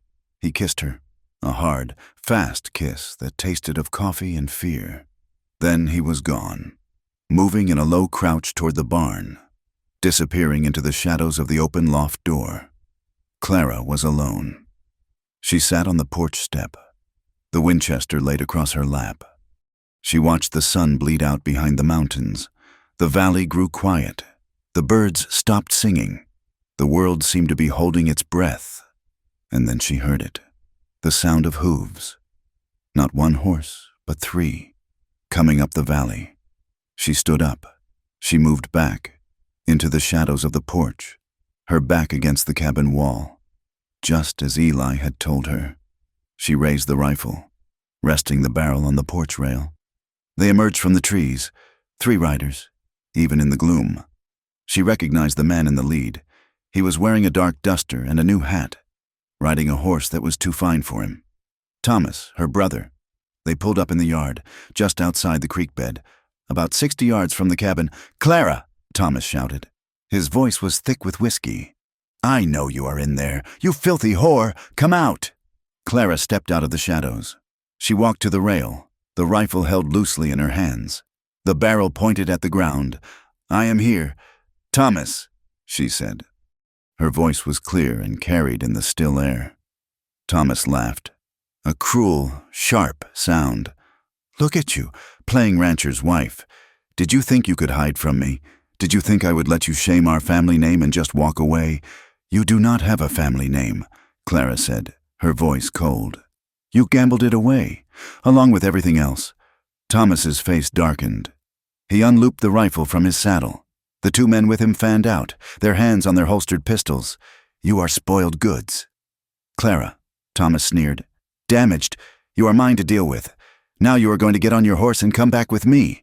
I have a buyer waiting in Cheyenne, a brothel owner. It is the only place you are fit for now. Go away. Thomas, Clara said. This is my home. You are not welcome here. Your home. Thomas laughed again. This prison? With this madman? Where is he? Clara! Where is the scarred coward who stole my property? He is here. A voice boomed from the barn loft. Thomas and his men spun around. Startled, they looked up at the dark square of the loft. Show yourself, Thomas demanded. I am right here, Eli's voice returned. And you are trespassing. You have one chance. Turn your horses around and ride away. Thomas's face was a mask of rage. He looked at the barn, then back at Clara. He was trapped between them. You will not have her, he screamed, his voice cracking. If I cannot have her, no one will. He raised his rifle, aiming it not at Clara, but at the barn loft. No, Clara screamed. She raised her own rifle. She did not aim for his chest. She aimed for the walnut stock of his gun. She saw him. She saw his intent. She squeezed the trigger. The rifle bucked against her shoulder. The crack of the shot was deafening. Thomas screamed. His rifle flew from his hands, spinning through the air. The stock shattered into splinters. He gripped his hand, blood welling between his fingers, before the echo of her shot had faded. Eli fired from the loft. His shot was not at a man. It was on the horse of the man on the right. The horse screamed and crumpled, throwing its rider to the ground.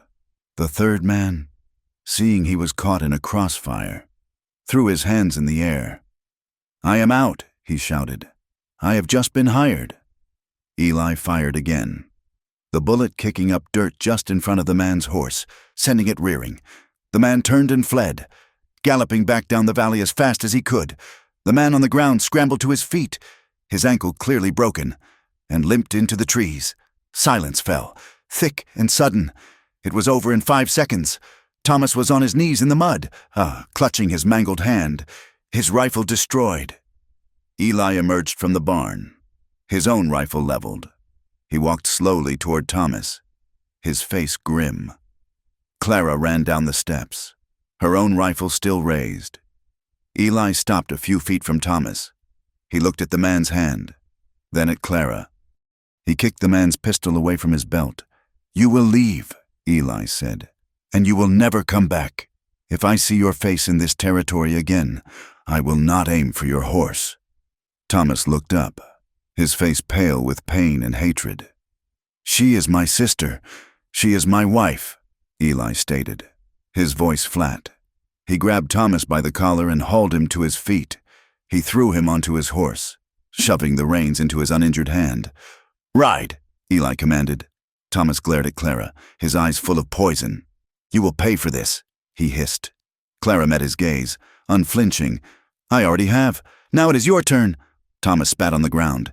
He kicked his horse, wrenching its head around, and galloped into the darkness. A broken man.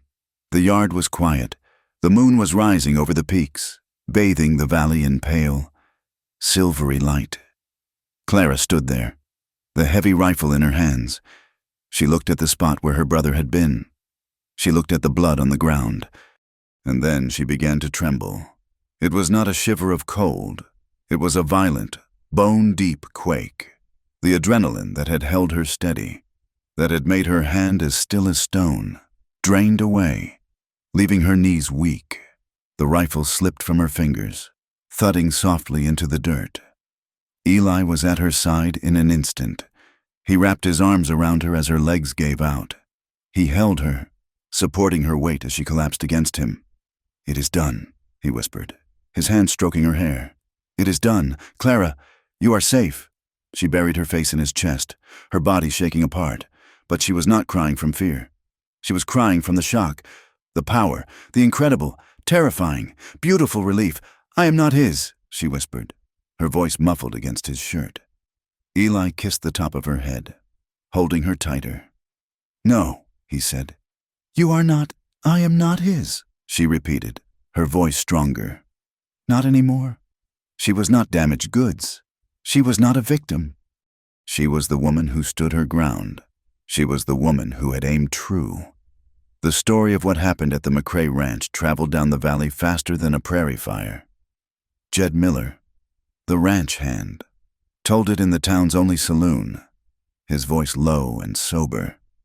He spoke of Clara Vance, standing on the porch, not with a pistol, but with a full-sized Winchester.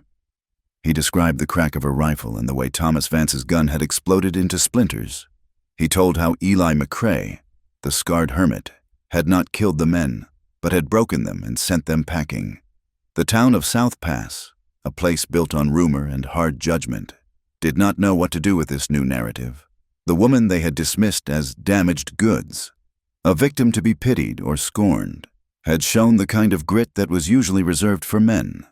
The whispers did not stop, but their character changed. They shifted from derision to a wary, almost fearful, respect.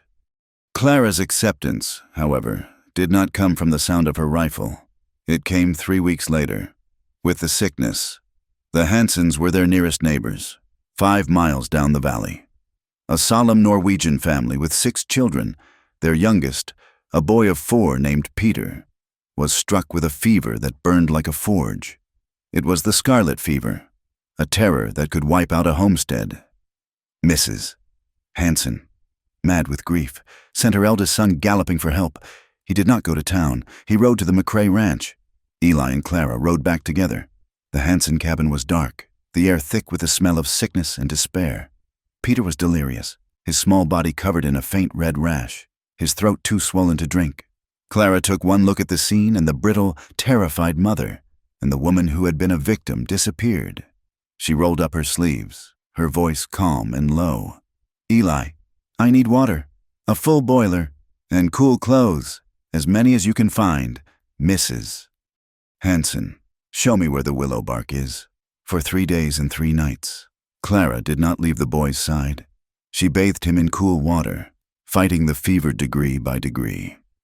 She forced sips of willow bark tea and weak broth between his cracked lips. She was gentle, but her authority was absolute. She moved with a purpose that awed the Hanson family into obedience. Eli became her adjunct, fetching and carrying, sleeping on the floor by the door, a silent, steady guardian. On the 3rd night, the boy's fever broke. He woke just before dawn, his eyes clear, and whispered for his mother. Mrs. Hanson, who had watched Clara with a mixture of suspicion and hope, collapsed by the bedside, weeping with gratitude. She looked at Clara, her face stained with tears. I heard the stories, she said, her voice thick, from town. I thought... Clara merely dipped a cloth in the basin, her face pale with exhaustion. She squeezed it out and placed it on Peter's forehead. He will be weak, Clara said softly, but he will mend. Keep him warm and make sure he drinks. Mrs. Hanson grabbed Clara's hand, her own rough and chapped. God bless you, Mrs. McCrae. She tested the name, making it real. I am so sorry. You are a good woman. Clara looked at her hand, held in the other woman's grasp. It was the first time another woman had touched her in kindness in over a year. She nodded, unable to speak, and let Eli lead her from the cabin. When they next rode into town for supplies, the atmosphere was different. The men on the boardwalk, who had once openly leered, now touched the brims of their hats. They nodded to Eli and then, pointedly, to Clara. The women in the general store, who had gathered in tight knots to whisper when she entered, now parted. One of them, the blacksmith's wife, even offered her a small, tight smile. The town's small, clapboard church doubled as a schoolhouse, run by a traveling preacher named Reverend Albright. He was a thin, earnest man with kind eyes who had heard the story of Peter Hanson. He approached Clara outside the store. Mrs. McCrae, he asked. Clara turned, surprised to be addressed. Yes, I wanted to offer my thanks, on behalf of the community. What you did for the Hanson family was a true act of Christian charity. Clara looked at Eli, who stood by the wagon, watching. I just did what anyone would have. Reverend, the preacher shook his head. No, ma'am, not just anyone. He gestured to the church. "I'm in need of help. If you would be willing. The girls in this town, their education is sorely lacking. The boys are taught to read and cipher, but the girls are often kept home. I see a light in you. I was wondering if you might consider holding a reading circle. Just an hour, twice a week." Clara was stunned. A year ago, she had been sold like an animal. Now she was being asked to teach. "I would like that very much," she said, her voice stronger than she expected. So, a new rhythm began. Clara would ride into town twice a week. Eli would ride with her, sitting on the wagon, whittling on a piece of pine, while Clara sat inside the cool, dark church with 6 young girls, their heads bent over a shared copy of Pilgrim's Progress. Eli watched her through the open church window. He saw her patience, the way she gently corrected a misspoken word, the way her face lit up when one of the girls finally sounded out a difficult sentence. He saw her smile, an easy, genuine expression that transformed her face, wiping away the shadows of her past. He saw the woman she was, the woman she had been before her brother, before the attack, before the auction block. A woman of grace, intelligence, and profound kindness, and a cold, sharp fear pierced his heart. He looked down at his own scarred hands. He thought of his reputation as a madman, a recluse. He thought of the $50. In the eyes of the law, she was his property. He was the man who had bought her. He was the one who had killed to keep her. He was her anchor, but he was also her chain. He was the living, breathing reminder of the darkest chapter of her life. She was blooming now, becoming a part of the community. She deserved a better life than one tied to a damaged hermit in a remote cabin. She deserved a respectable man, a real husband, a place in the sun. He was the shadow holding her back. That evening, he found her by the creek. The sun had set, and the water was a ribbon of silver in the twilight. She was brushing her hair, the long strands undone, cascading over her shoulders. "Clara," he said. She turned, smiling. "Eli, come, sit. The air is so warm." He did not sit. He stood on the bank, his hands shoved deep in his pockets. "We need to talk," he said. His tone made her smile falter.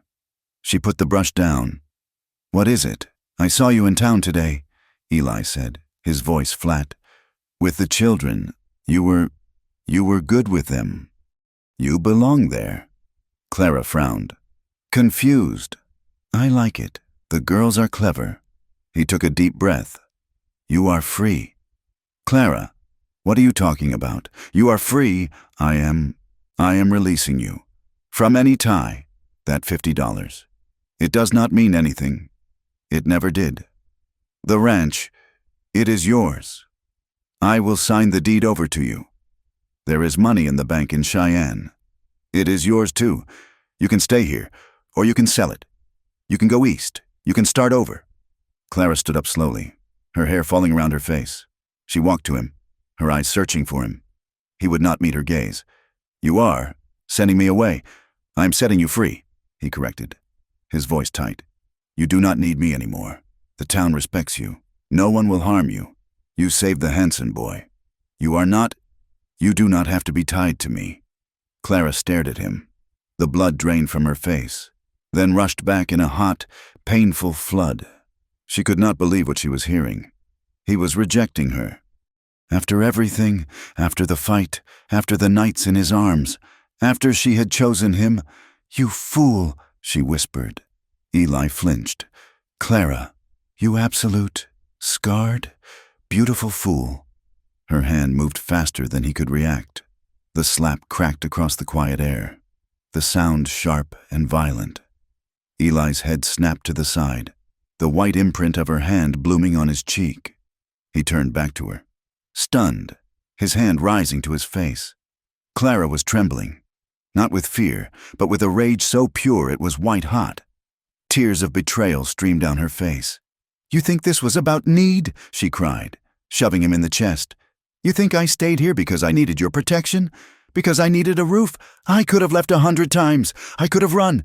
I could have gone to the preacher, to the town, and they would have taken me in." She shoved him again, and he stumbled back, his face a mask of confusion. "I stayed. You idiot. Because I chose to stay. I stayed because I love you.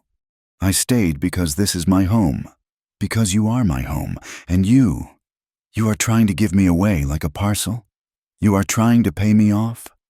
Eli just stared at her. I thought... You thought I would be happier, she sobbed. Happier without you? How dare you? How dare you think so little of me? How dare you think I would want to leave? You are a coward, Eli McCrae. You are not afraid of them. You are afraid of this. You are afraid of being happy? She turned and ran back to the cabin, slamming the door behind her. The argument hung between them, unresolved. As the land itself began to die, the rain stopped. The sky turned a flat, metallic gray, but it held no moisture. It was a lid on an oven. The creek, which had roared in the spring, shrank to a muddy trickle. The grasses in the pasture turned from green to pale yellow, then to a brittle, dusty brown. The garden they had planted with such hope withered, the potato vines blackening on the parched earth. A devastating drought settled over the entire territory.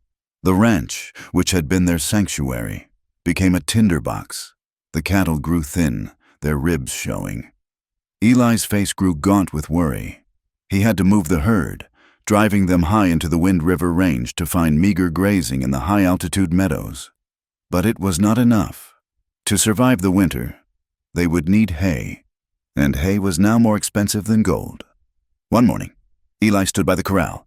His decision made, I have to go north, he told Clara. His voice was strained. He had not touched her since the night she slapped him. They lived in the cabin like polite, wounded strangers.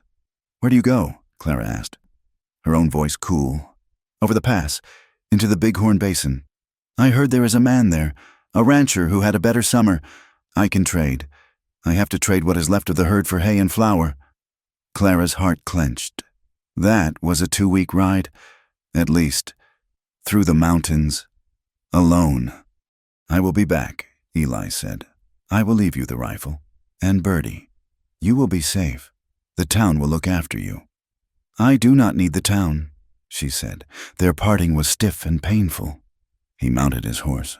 He looked down at her, his eyes full of words he could not say. Clara, he started. Be safe. Eli, she interrupted. She would not give him the satisfaction of showing her fear. He nodded, a sharp, pained jerk of his head. He turned his horse and rode out, not looking back. Clara was alone. The silence of the ranch was deafening. She fell into the hard rhythm of work. She hauled water from the nearly dry creek. She mended the fence where a bear had pushed through. She slept with the Winchester leaning against her nightstand. She missed him. She missed his quiet presence, the smell of his coffee in the morning, the solid warmth of his back against hers in the night. She realized, with a painful clarity, that his offer to send her away had come not from a lack of love, but from a love so deep he thought he was unworthy of it. He was gone for a week, then 10 days, then 2 weeks. Clara began to pace. He was overdue. On the 15th day, she could no longer stand it. A cold, prickling dread had settled in her gut. She packed jerky, a canteen, and a bedroll. She saddled Birdie. I am coming. Eli, she whispered. She rode north, following the trail over the pass. It was a treacherous, rocky path, but she pushed Birdie hard. She rode for a full day, scanning the canyons and slopes below. As the sun was beginning to set on the 2nd day, she saw something, a splash of color in a dry riverbed that did not belong. She rode closer, her heart hammering. It was Eli's bay horse. It was dead, its neck at an unnatural angle. Clara screamed his name, Eli. A weak groan answered her. She scrambled down the rocky side of the ravine. He was 20 feet from the horse, his body wedged between 2 boulders. His left leg was bent at an impossible angle, the bone clearly visible through the torn fabric of his trousers. He had been kicked. A massive, dark bruise covered his chest. He was pale, his lips blue, his skin clammy. Eli, she cried, falling to her knees beside him. Clara, he whispered, his eyes fluttering open. He looked at her as if she were an angel. You came. I came. She touched his face. It was burning hot. Horse spooked. He muttered, his words slurring. Threw me, then it kicked me. Leg is bad. Clara, we are getting you out of here. It took her 2 hours. 2 hours of pulling and crying and levering rocks with a piece of driftwood. He screamed once, a sound that tore through her, and then he passed out. She used Birdie, tying her saddle rope to his chest, and had the mare slowly pull him free while she guided his broken body. Getting him onto Birdie's back was a nightmare. He was a dead weight, and she was small, but she did it. She tied him to the saddle so he would not fall. She walked beside him, leading the horse, holding him upright. The journey back took 30 hours. She did not sleep. She did not rest. She just walked, one foot in front of the other, her hand on his thigh, keeping him on the horse, her mind a blank, howling void of one single thought: live. She got him into the cabin. She cut his clothes off him. The leg was a mess of shattered bone and torn flesh. The infection had already set in. She found his splints and his medical kit. She poured whiskey on the wound, and he thrashed, unconscious. She set the bone as best she could, pulling the ragged ends into alignment, her body slick with sweat, her stomach roiling. She splinted it, wrapped it. He had a raging fever. His ribs were cracked. Breathing was a shallow, painful rasp. She began her vigil. For 4 days, he was lost to her. He was back in the war, shouting at men named Jonah and Samuel. He was in the ravine, calling for his horse. Clara sat by the bed, a basin of cool water in her lap. She wiped his face. She forced broth and willow bark tea between his lips, drop by drop. She did not sleep, except in snatches in the chair. On the 3rd night, his breathing grew shallow. He was rattling. He was giving up. Clara's heart broke. She was losing him. She took his hand. She was so tired. She leaned her head against the mattress, and she began to sing. She sang the lullaby her mother had taught her, the one she had hummed in the kitchen. Her voice was thin and cracked with exhaustion, but it was steady. She sang it over and over, a thread of life in the darkness. His thrashing stopped. His breathing, while still ragged, seemed to ease. She sang until her throat was raw. On the 4th night, she woke up with a start. The chair had dug into her back. Eli was staring at her. His eyes were clear. The fever had broken. He looked weak, like a newborn, but he was there. Clara! His voice was a dry rasp. She surged forward, grabbing the cup of water. Here. She held it to his lips. He drank. He looked at her. Her face was gaunt, her eyes shadowed. She had not brushed her hair in days. She was the most beautiful thing he had ever seen. I love you, Eli whispered. Clara froze. I have loved you since you stood on that block and did not cry, he said, his voice faint. I love you, Clara. Tears spilled from Clara's eyes, hot and silent. She took his hand, pressing it to her cheek. It was rough and calloused and alive. Oh, Eli, she whispered. She closed her eyes, letting the relief wash over her. You did not save me, Eli. Not really. The world had already done its worst, and I was just existing. You did not save me. She opened her eyes, looking directly into his. You saw me. You saw me when I was invisible, when I was nothing. That saved me more than anything. He tightened his grip on her hand. He fell back asleep. But this time, it was the sleep of healing. The drought held, but Eli mended. As he regained his strength, their bond, which had been cracked by his fear and her anger, reformed. It was no longer the fragile bond of 2 survivors. It was an alloy, forged in fire and crisis, unbreakable. He sat on the porch, his leg propped up on a stool. Whittling, Clara sat beside him, mending his torn shirt. We should get married, Eli said, not looking up from the wood. Properly. With the preacher. Clara smiled, her needle pausing. I will ask him, Eli continued, his voice serious. He looked at the brown, dusty yard. When the rains come, when the land is clean again, and there is life, I will make you my wife then. Clara put her sewing down. She reached out and touched his scarred jaw, turning his face to hers. Yes, she said, I will marry you, Eli McCrae, but not when the land decides. We will not wait for the rain. We will choose our own day. We have earned that. We will make our own rhythm, not the land's. Eli looked at her, and his smile was slow and full of light. As you wish, he said. 2 weeks later, the sky changed. The flat, gray lid broke apart, purple. Bruised clouds rolled in from the north. The air became still, electric, and then it rained. The first drops hit the porch roof like pebbles. Then, the sky opened. It was not a gentle rain. It was a deluge, a cleansing, pounding storm. The smell of the earth coming back to life, petrichor, rose in a cloud. Eli stood up, leaning on the cane he had carved. He looked at Clara. She was smiling. Her face turned to the storm. He took her hand. Come on. He pulled her off the porch, into the yard. The rain was cold, plastering their clothes to their bodies in seconds. Clara gasped, then laughed, a full, joyous sound. She turned her face up to the sky, letting the water wash away the dust and the fear. Eli pulled her toward the small pine grove at the edge of the pasture.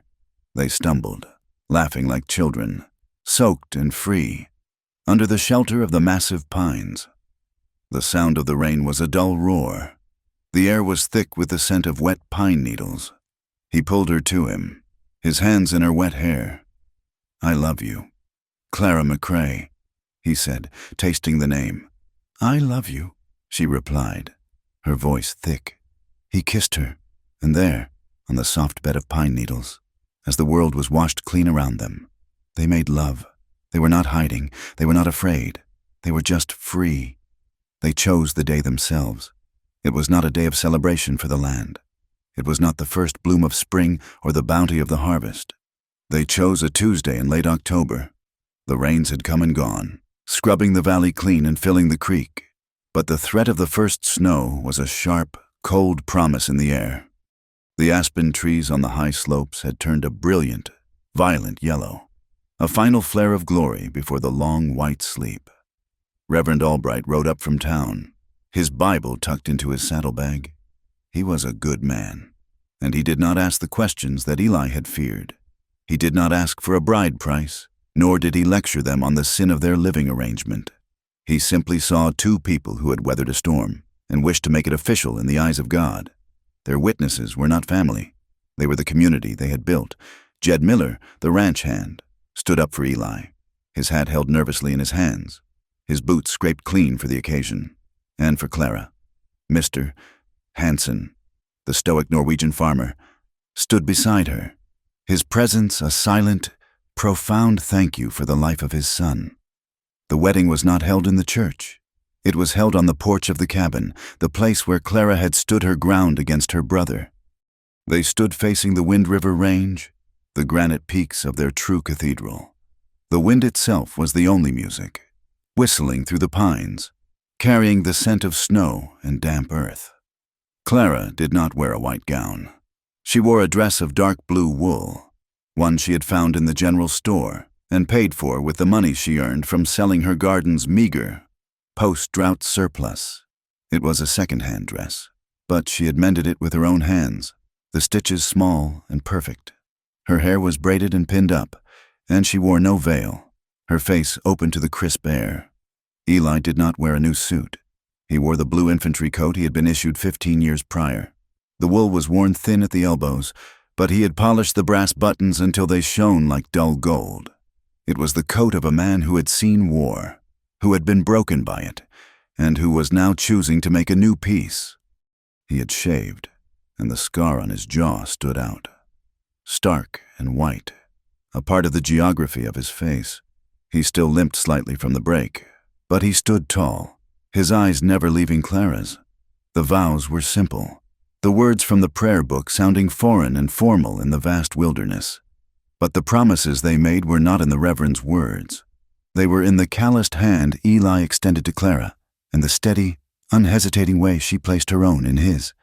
When the Reverend said, "You may kiss the bride," Eli did not pull her into a dramatic embrace. He simply leaned down, his large hands cupping her face, and kissed her gently, a kiss of quiet possession, of finality.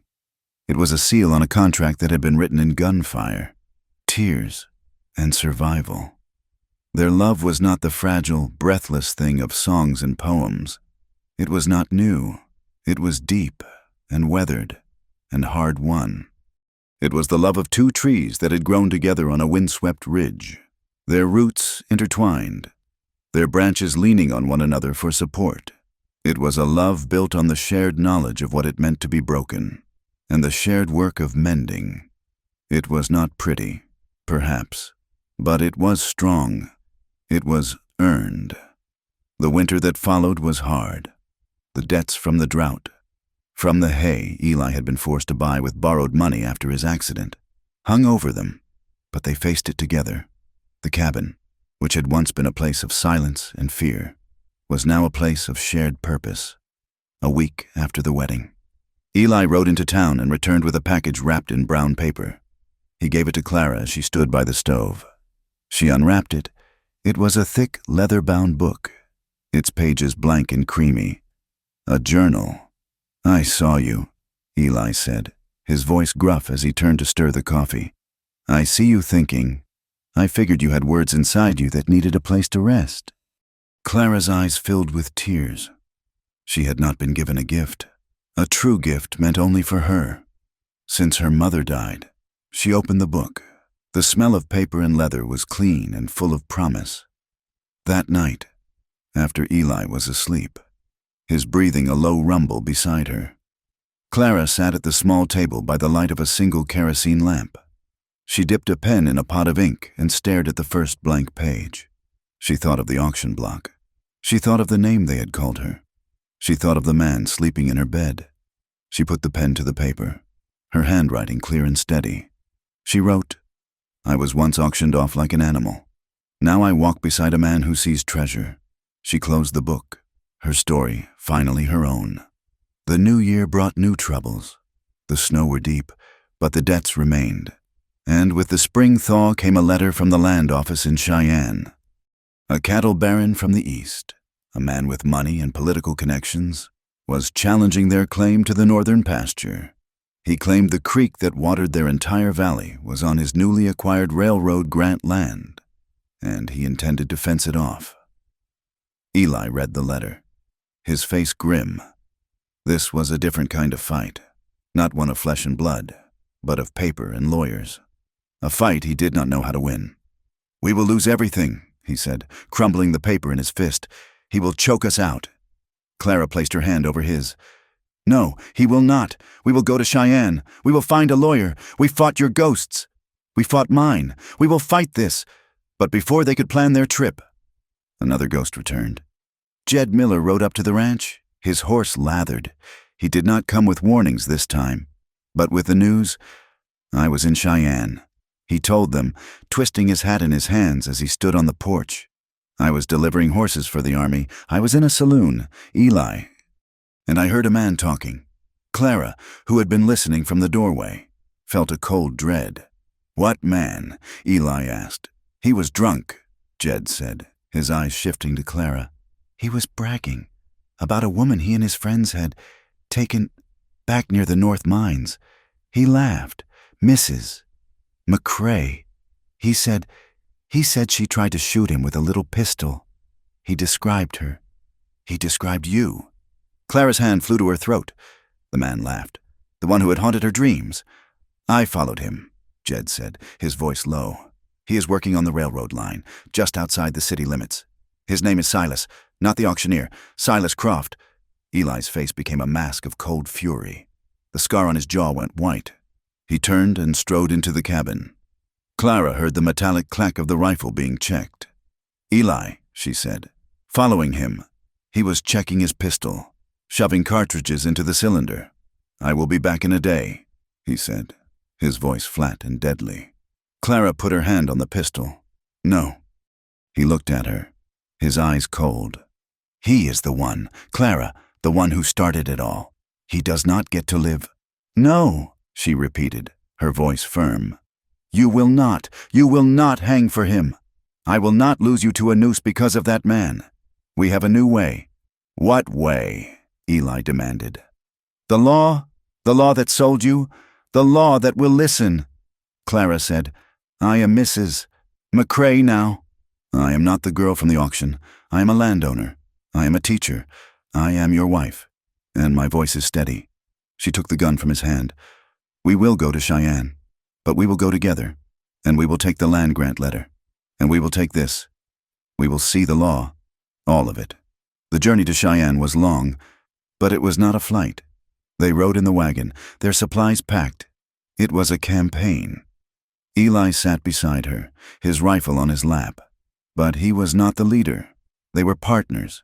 Cheyenne was a bustling, chaotic city of mud, soldiers, and new money. They found a lawyer, a young man named Arthur Reed, who was more ambitious than experienced. He listened to their land dispute case, his brow furrowed, taking notes. And there is one other matter. Clara said she told him the story, from the beginning. Arthur Reed listened, his pen still. He looked at Clara, then at Eli, who sat in the corner like a dormant volcano. Mrs. McCrae, he said gently. That is a hard charge. A woman's word. My word, Clara said, her voice unshakable. And I'm not the only one. He bragged. Mr. Reed. In a public house. Jed Miller will testify. And I will identify him. The lawyer nodded slowly. It will be difficult. They will try to destroy your character. Let them try, Eli said from the corner. The trial for the land dispute was dry and full of papers. The cattle baron's lawyer was slick. But Eli had the original survey maps.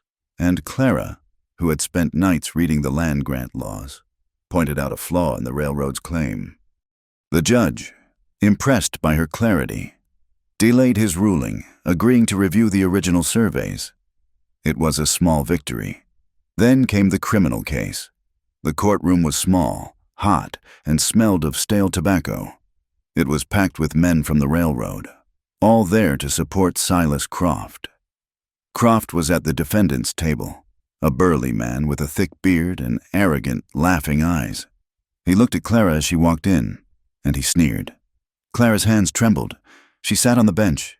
Eli sat beside her. He reached over and took her hand. He did not grip it. He just held it. His hand was a warm, solid anchor. Clara Vance McCrae. The bailiff called. Clara stood. She walked to the witness stand. She felt 100 eyes on her, stripping her bare. She sat, her back straight. She swore the oath. She looked at Eli. He nodded once. You are stronger than they are. The prosecutor, a young man who looked terrified, asked her to recount the events. Clara began. She spoke of the alley. She spoke of the attack. Her voice was low, but every person in the room heard every word. When she finished, there was a dead silence. Then the defense lawyer, a paunchy man with a stained waistcoat, stood up. Mrs. McCrae, is it? He said, his voice oily. Tell me, is it true you were sold at a public auction? Objection, Arthur Reed shouted. Overruled. The judge said, she must answer. Yes, Clara said. And what was the term used for you? Damaged goods, was it not? Yes, so you are. By your own admission. A woman of questionable reputation? A woman who was sold for $50? Clara looked not at the lawyer, but at the judge. I was attacked, she said, her voice clear and ringing. I was abandoned by my brother. I was sold against my will. My reputation was stolen from me, along with everything else. But I was never damaged. I was wronged. And that man, she said, pointing directly at Silas Croft, whose smile was gone. He is the man who wronged me. The lawyer tried to recover, but she had taken the power from him. She answered every question with the same cold, hard truth.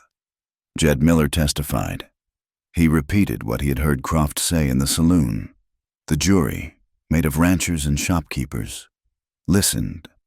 They looked at Croft. They looked at the scarred man sitting in the front row, holding his wife's hand. They looked at the woman on the stand, who had not cried, who had not faltered. The verdict came back in less than an hour. Guilty. Silas Croft was sentenced to 10 years at the territorial prison.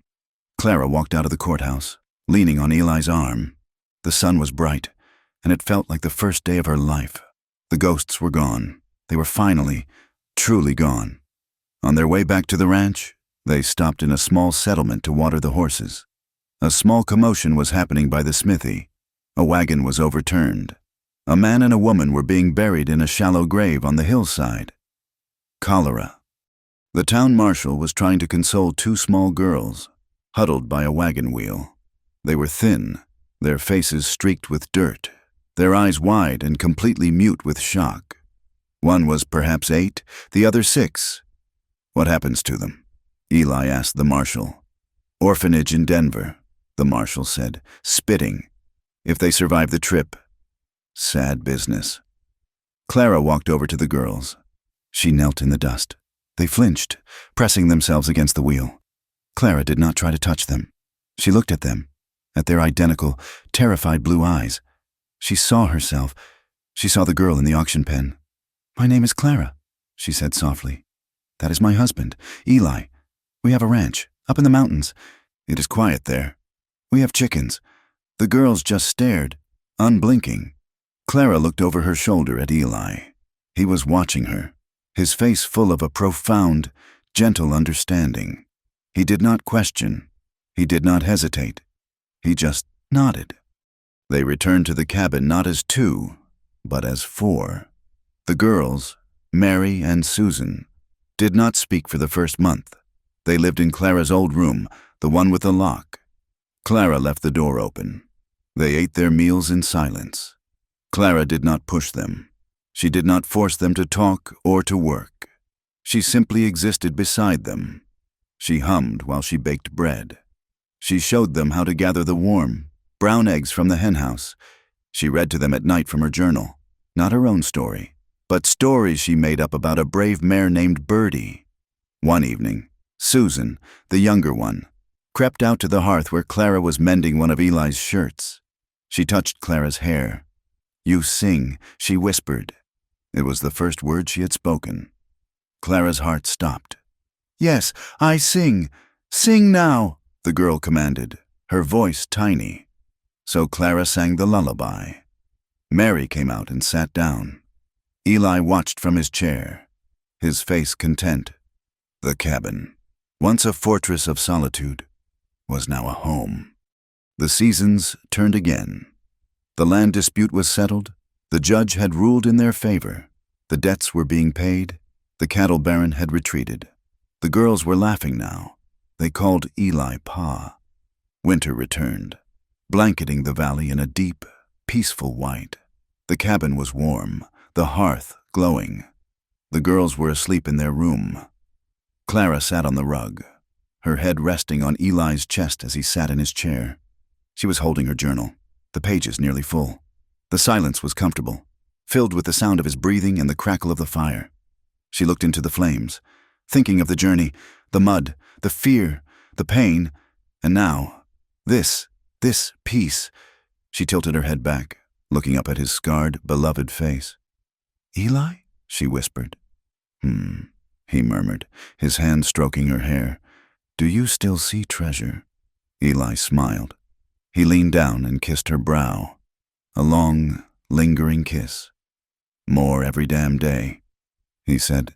"Thank you for listening to our story. We hope it brought a little piece of the Old West into your day. We would be honored if you would let us know where you are listening from, so we can see how far these tales travel. Please consider subscribing to From Wild West for more stories like this. And share your thoughts with us in the comments. We read every one.